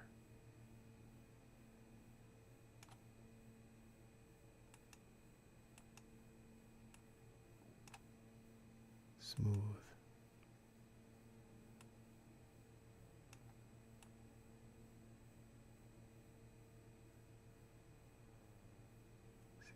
Okay, I have the wrong brush. Okay, we gotta go with the minus brush.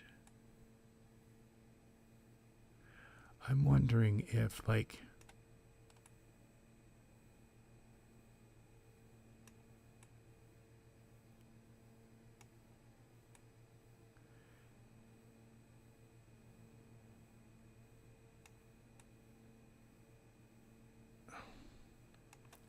it's like, where does this want to be? That's the question. Where does it, is it the most comfortable? So what if I just like make this brush really large and just kind of like let it run it through here and say, where do you want to be? And it keeps pulling this piece up. Like that's where it wants to be. And the more it pulls up, just kind of the worse it gets. And it looks like it's just like completely enveloping. Let's see what this looks like in.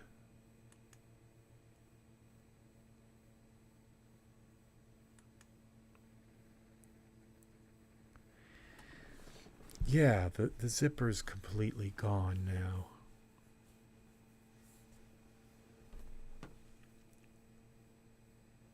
Grab.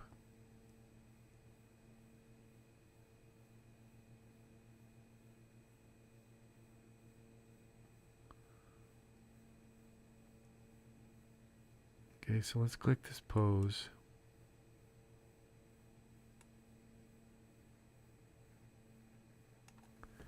Z, that doesn't work. See, I'm just experimenting here. Clay thumb. What about this draw?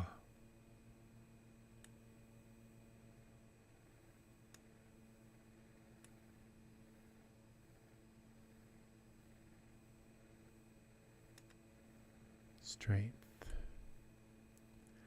I just want it to work.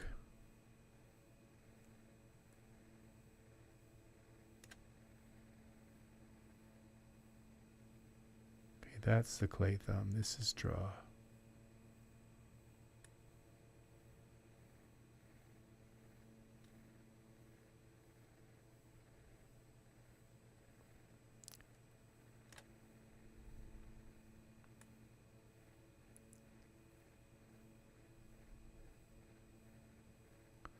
See, I can't see the wireframe, so I don't know what's happening here.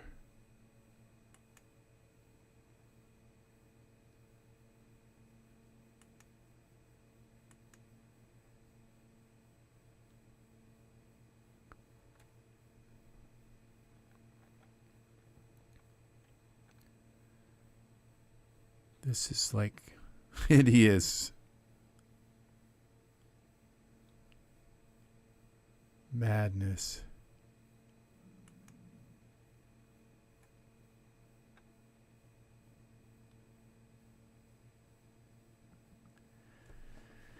So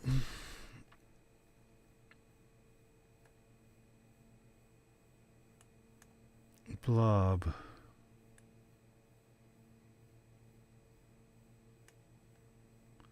That's going to make it worse. Flatten.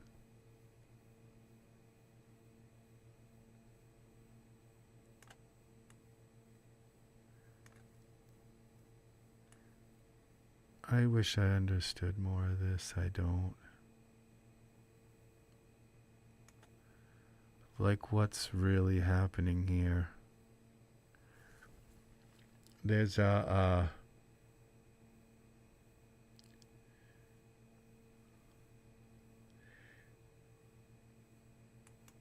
this smooth tool.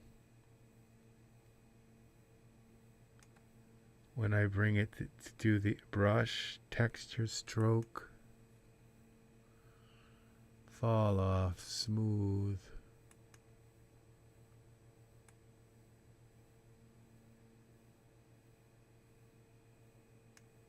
Constant.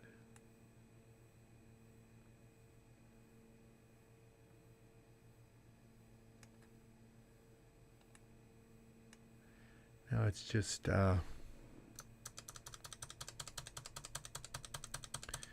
I only have so many undos, and then that's it.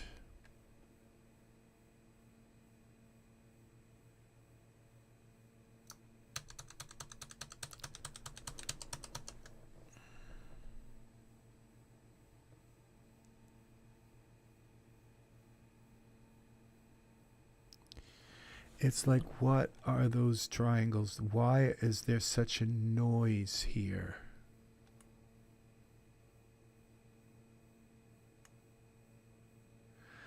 Okay, it has something to do. Okay, we have two bones here.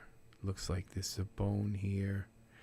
And then there's like two bones here, like one, or this. Okay, those are the spine bones.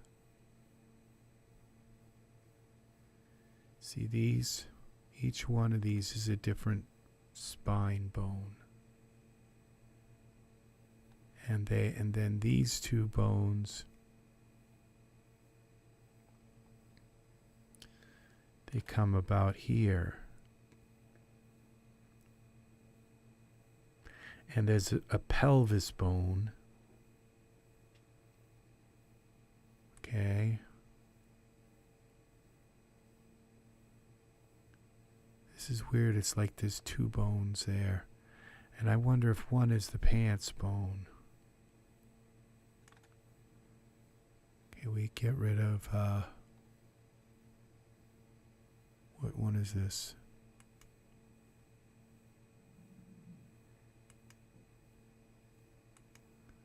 I got rid of the hands. Dalton mesh.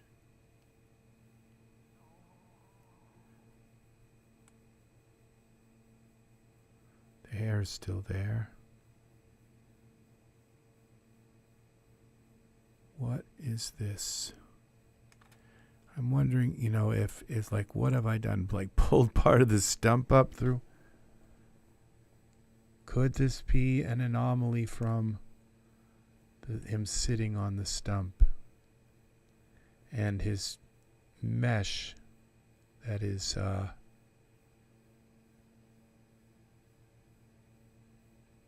that is being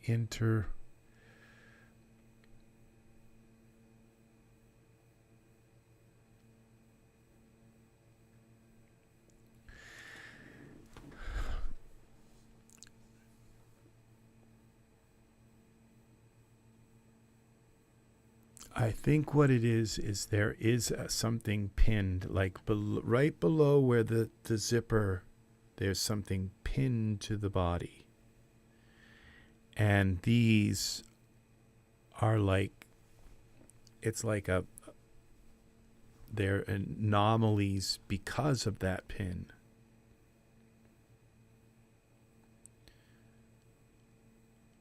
If I were to grab this section, pull it down.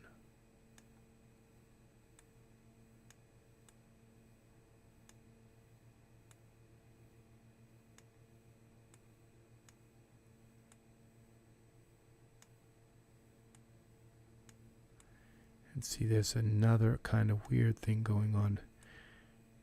Now we do that, and then we could probably smooth this. Now it will probably smooth. Doesn't it, like it, this piece keeps coming up. All right, grab that again, this piece. What if I try to just get this smaller, really small, get in here and grab that little mountain peak.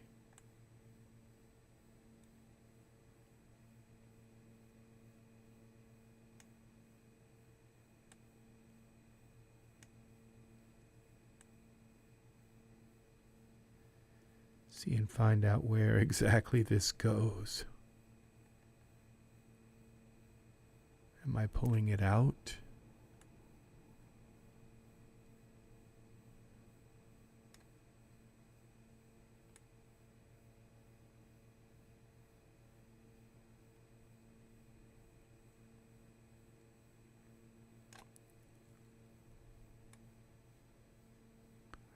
Okay, now I should be able to smooth this.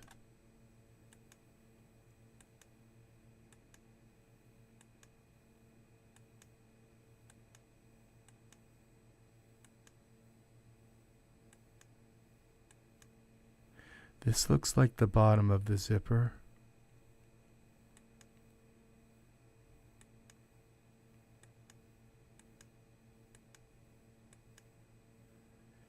So what I have to do is just find out, like, where, you know, where is where do these two worlds meet?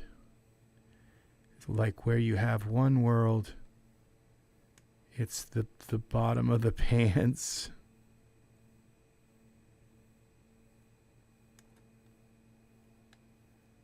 The other world is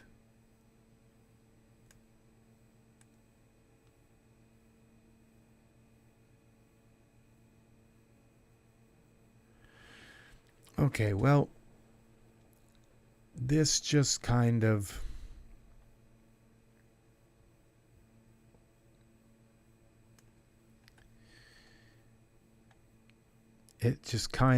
because I would have assumed that, see, these tools in here work much better for smoothing, but if there's like a serious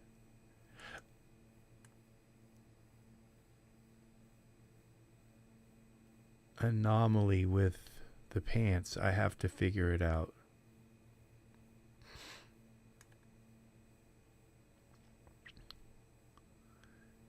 There's some kind of anomaly. Pinch. What's this pinch?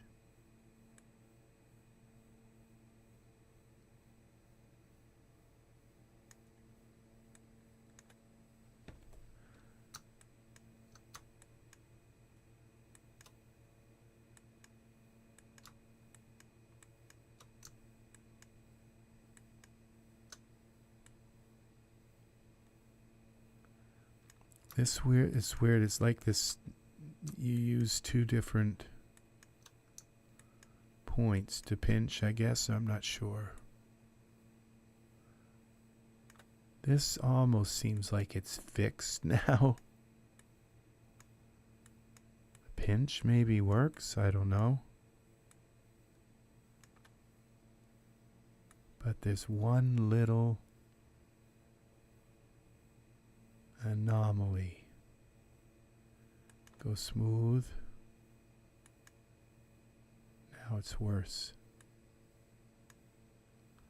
Okay, we go minus, and this makes it even worse.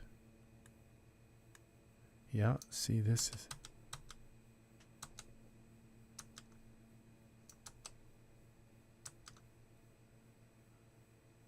flatten.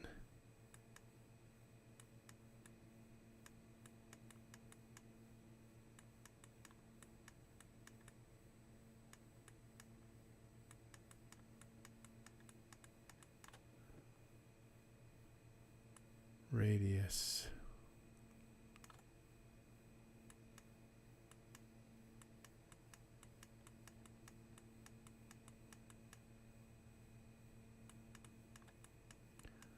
What is this? Okay.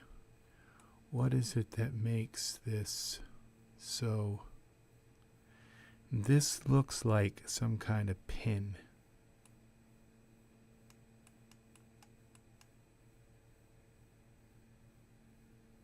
Scrape, fill.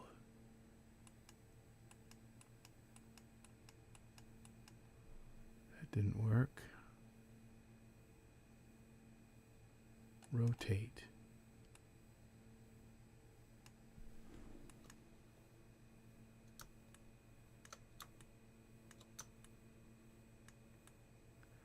When you hold shift, it rotates in the opposite direction.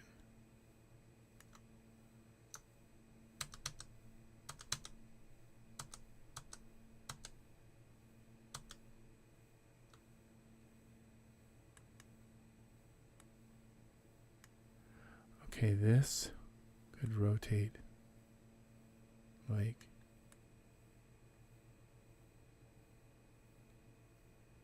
this way.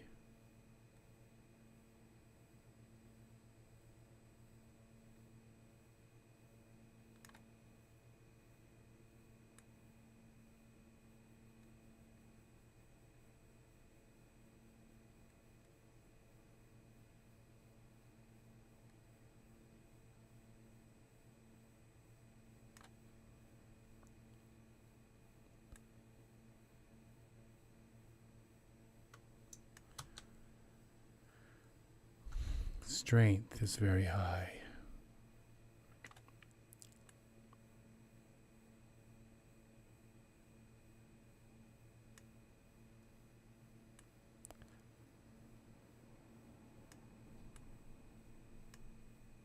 See, this is what looks kind of weird, is that this looks like it's disconnected from you. See, what I can't do is I can't see the wireframe.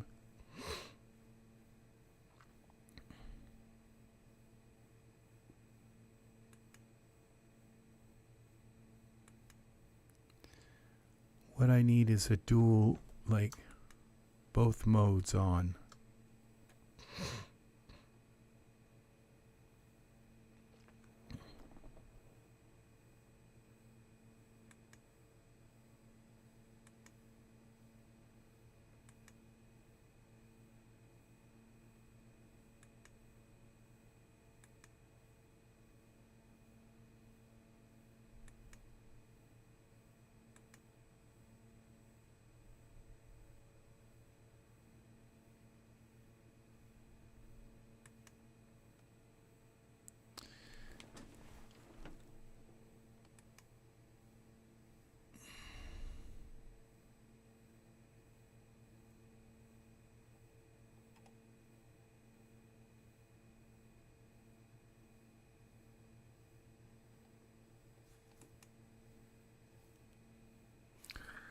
Hmm.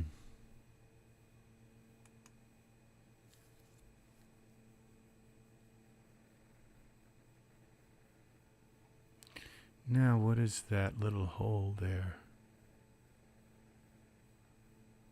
It's like exactly that. It's something, and it's right there at the base of this zipper. There is a pin.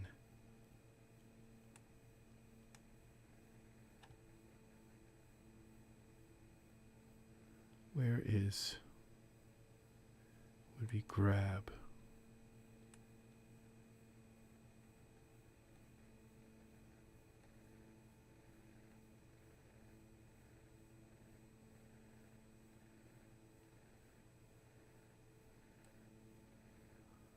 It's like, where does that pin supposed to go?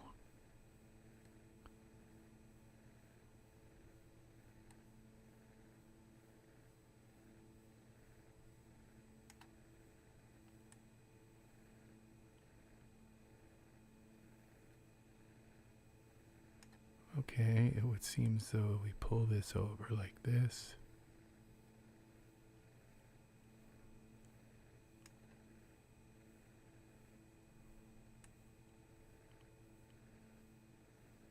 If it wasn't for the fabric, I wouldn't know what I was doing.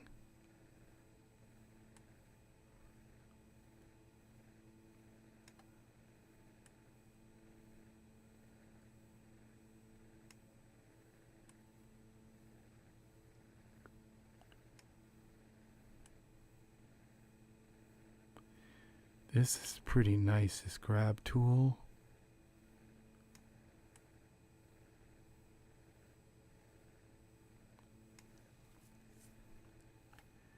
Because I almost think I could use this.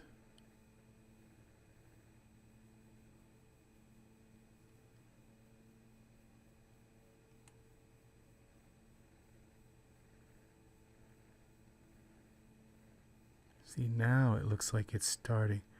When I pull that way down, it's almost like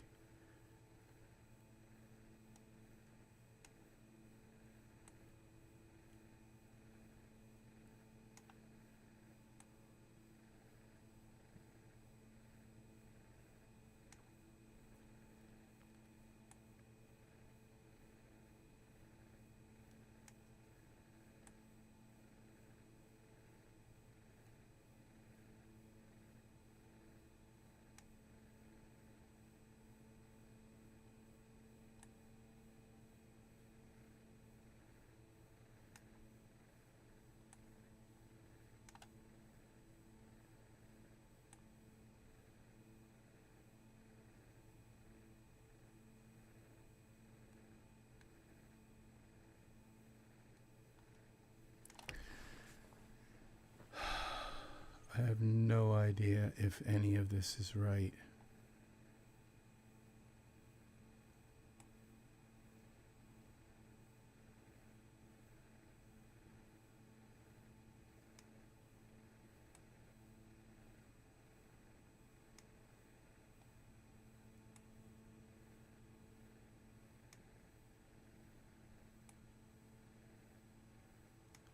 See now, look, this, it's all symmetry. Unless there's just like really like no symmetry at all, and I'm just thinking there is, and there's just none. The way the fabric's cut, the way it fits, the way it's all supposed to work together, who knows?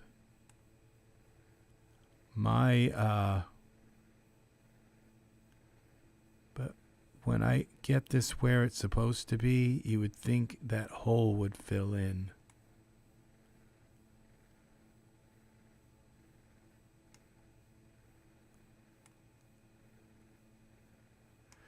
I've got to turn my figure on.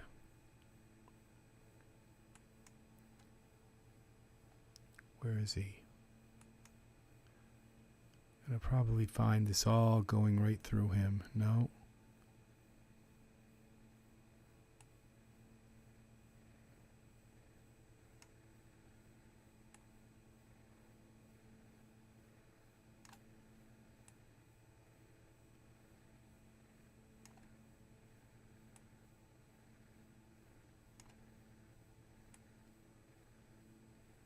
At least I'm learning how to use the tools here. This is starting to actually look like it might be working.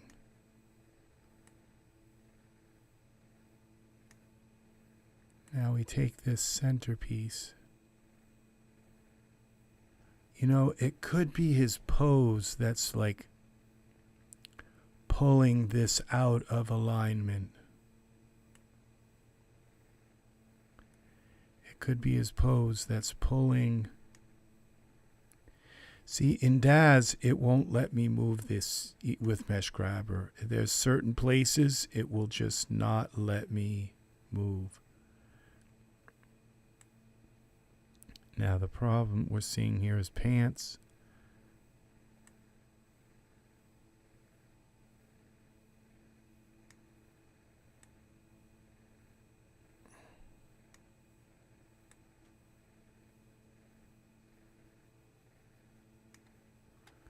Okay, once I get this into the ballpark, kind of, so to speak, I should be able to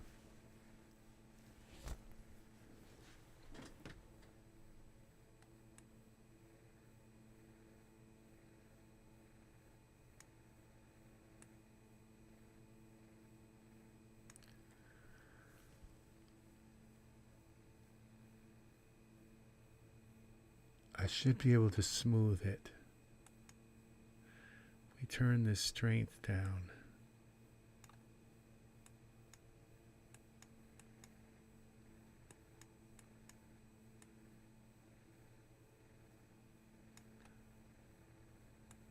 What's this? This is the draw one. Z.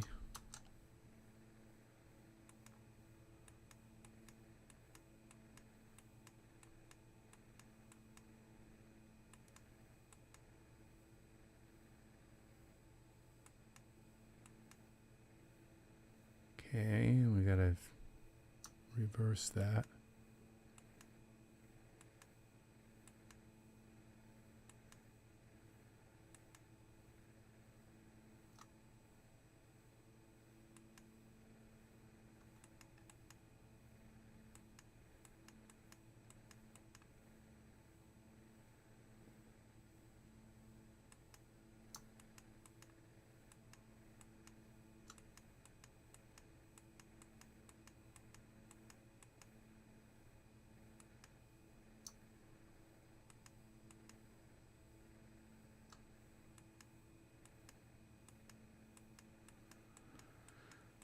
Okay.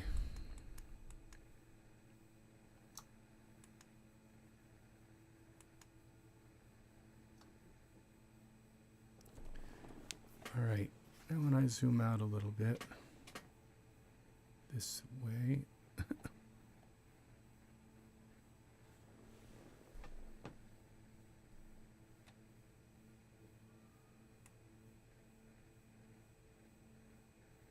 Does it actually like look natural, or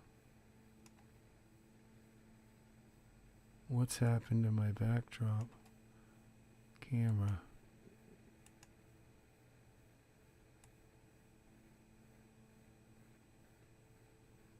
Where is my sky?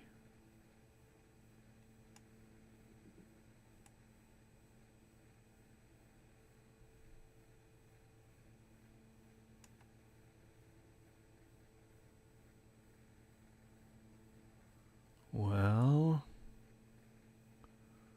where in the heck is it? And what's that light coming down at him?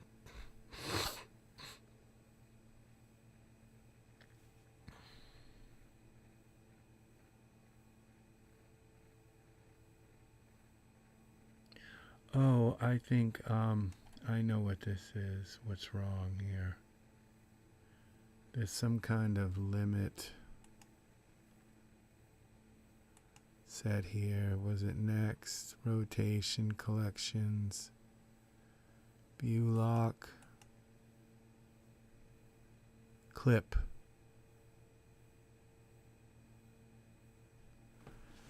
We go to clip to 1,000.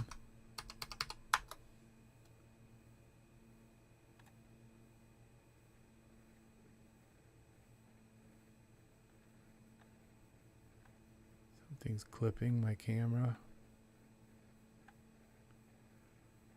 Okay, well, now we're down in the clover.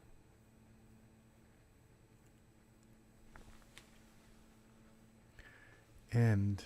Clip start. 0. Okay, 10,000.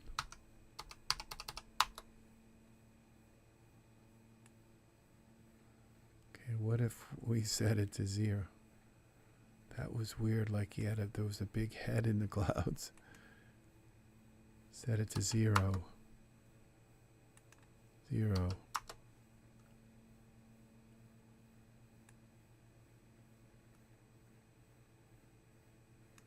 I don't think I'm looking through my camera.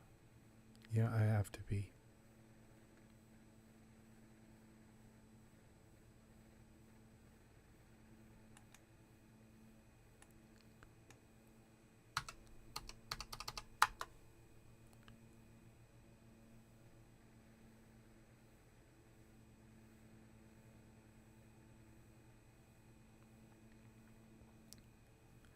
Maybe it just doesn't show up in the cycles view. Maybe I have to... It's an emissive.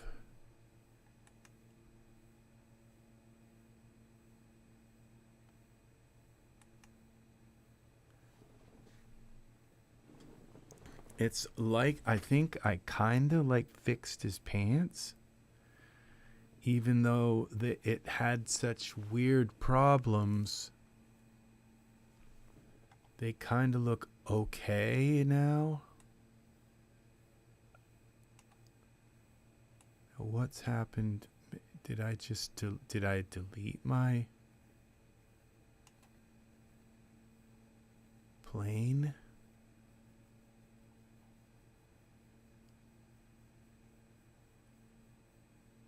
There's my plane.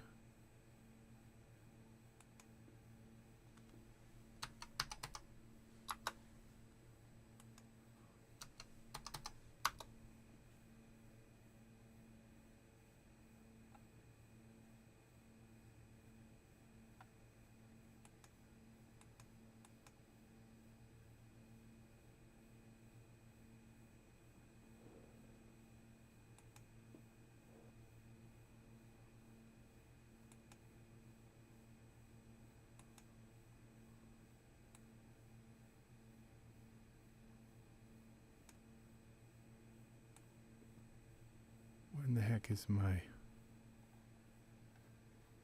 perspective camera?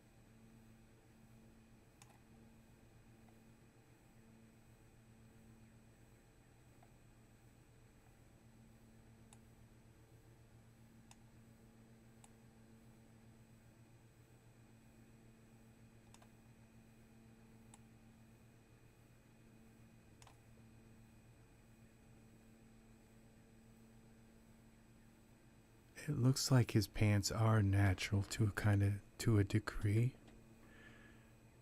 Like they're the closest that I've gotten to them looking right.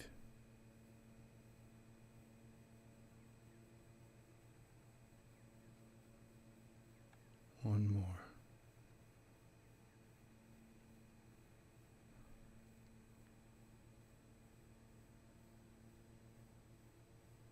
Now what happens if I try to render this? Do I get at least my sky back? I think I will. I think it's there, but it's just I've got the clip thing wrong. No, what's happened to my sky? I've thrown everything off here.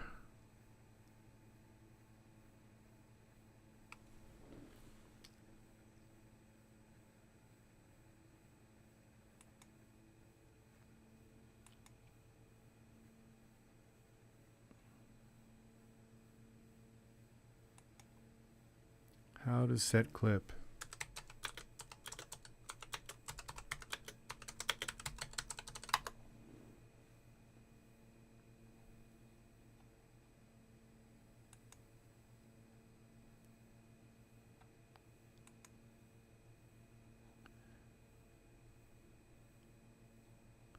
I'd rather kind of have it.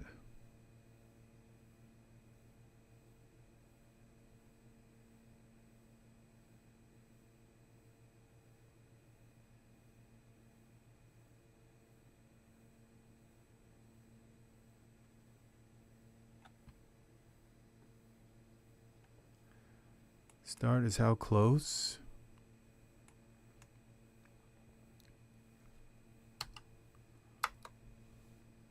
End.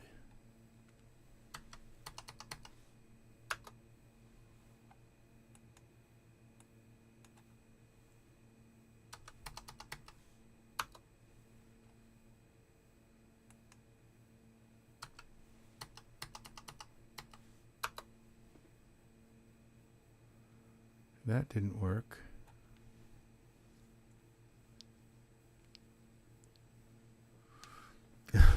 Okay, well, I just have to give up on this scene for now, I guess.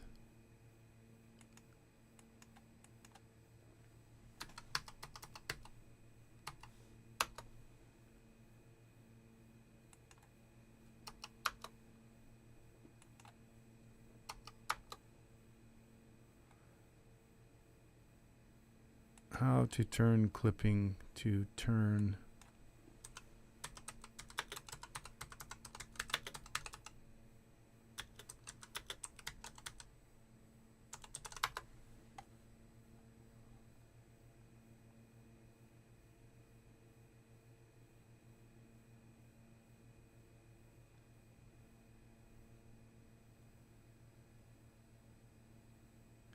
I'm not going to watch a video while I'm doing a video. Click on the small arrow on the top.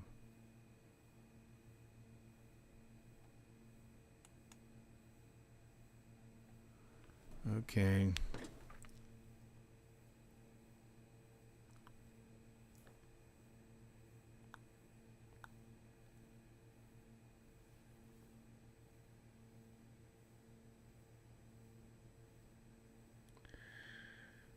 Point one, clipping start, point one.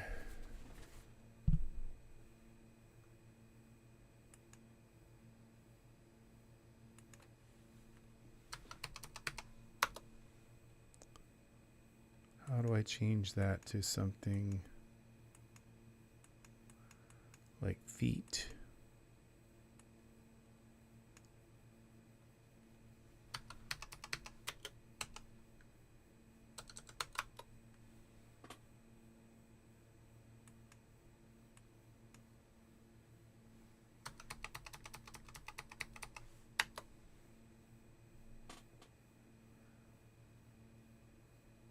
Okay, I've done something wrong here.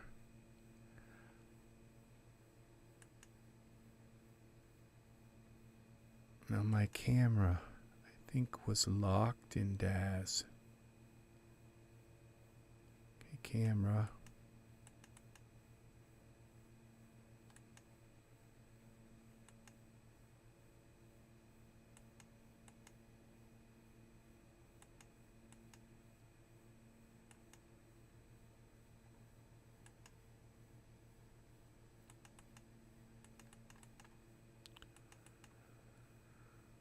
Where is the camera?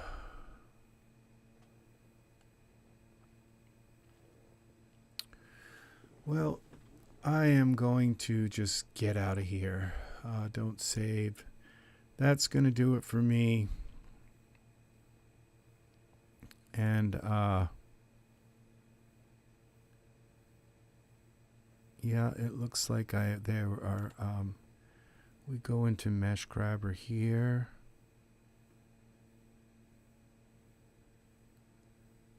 Tool settings. I don't want to go back into editing this, but let's go to, this is where Daz like really shines. because you can get this wire shaded mode. Mesh grabber.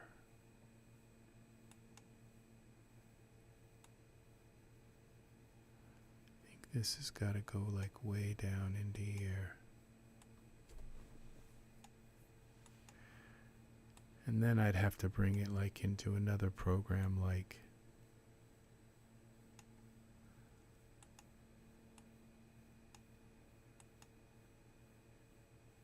to smoothen this, because we don't have any smoothing tools in Daz. And this is weird like this. What is that thing? Oh, I think I've like stretched his belt buckle. Stretched it down so far. It's like so out of whack.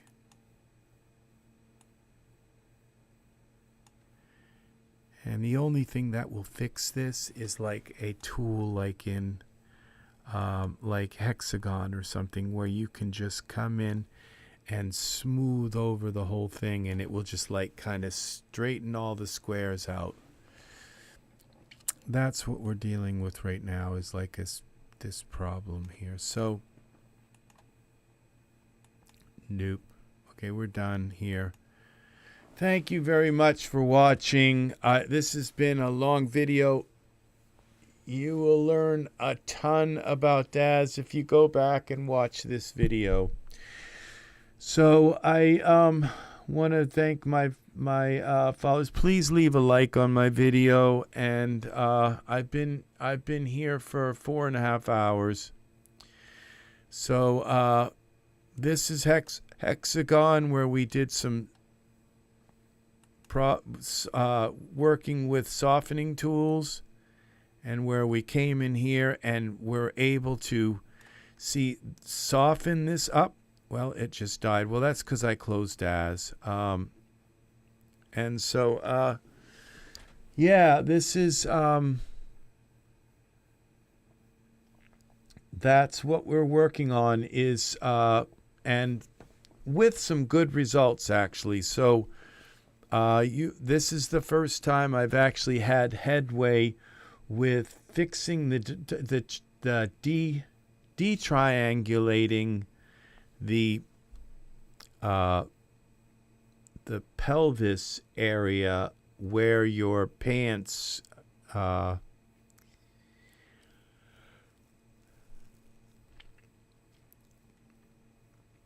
the auto fit throws off the Genesis 9. And it's not just that, it's the way that Genesis 9 pants, when you have a character sit with their legs sort of kind of splayed out, then the it stretches the fabric, and you have to bring that fabric in and heal it so that it doesn't look like your texture is stretched right out.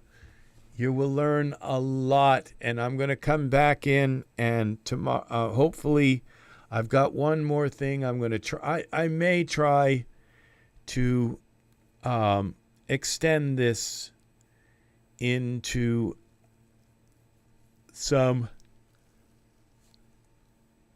Blender and ZBrush, and we're going to find out which of these programs really help to fix these problems, like with pants and with shirts. Like when your character lifts their arm up, it will stretch the pattern, and it will stretch the what's it called? Well, it will stretch the mesh, the wire mesh, and it will stretch the UV mapping. It will stretch the UV mapping, and so it's going to look like under the arm, and so you have to get in there with like a healing brush that pulls the geometry all into like an equalized kind of way. And once you equalize the geometry, then you're able to, then it's going to look more natural on your cloth. And so there are no geometry stretching tools or healing or smoothing tools. There is geometry pulling tools and pushing tools, and you can pull on vertices, but there's no like equalize and like smooth out once the geometry gets all out of whack. And so you have to take your characters somewhere else. You have to take your scene somewhere else, or you at least have to take an article of clothing somewhere else. Well, if you watch the beginning of this video, you will see that you can do it you can get some really good results just by taking them right into Hexagon. And it's like one click, your character's in Hexagon, and you're working with the geometry and able to smooth out the geometry. And another click, and by selecting one field and another click, you've got your figure back in, and you got your morph for for the smoothing that you did. So I hope this video is helpful. It's taken me 3 straight days. This is the 4th day now. 4 days of working on this one problem to try and learn how to fix clothing that is stretched or crinkled up in some way, or and how to smoothen that out without having to go in and work with every little vertex and every little point and every little side to fix those kinds of things. There are brushes that are available in like Blender, and so you will see how they work. Watch the beginning of this video and it will change the way you work in Daz Studio. Thank you very much for watching. I am tired. I'm going to go get some rest now. It is 3:25 in the morning. And I feel like today is the first day I've been working on this 3 days and not had one single bit of progress. And today it just like, boom, it started to work. I found the smoothing brushes in Octagon, and I was able for the first time to get the morphs to actually work on clothing. And so I am really super excited about what that means for. And it works like you can do D-force and get your clothing kind of where you want it, then take it in and smooth and do all kinds of things in Hexagon or in Blender. It's really amazing, and bring it back into Daz. So I haven't gotten the morphs. When I bring the morphs into Blender, back from Blender into Daz, it throws them off. It throws off my geometry. I've not figured out how to fix that yet. So that's tomorrow. I will be fixing that, and I will be making another video, and probably the end result will be taking clothing taking your figure and your clothing into Blender, using Blender's really superb tools, and then exporting the morph and putting it back on your clothing in Daz, so you can finish your render in Daz. I kind of think that Daz, so far, Daz does look better than Blender when you render. And it's sometimes I get good results in Blender, but I tend to think that Daz has an edge when it comes to rendering. And so, all right, that's going to do it for me. Thank you very much for watching. Have a wonderful, wonderful day, evening, whatever it's doing in your part of the world. And I will see you all again soon. Bye-bye.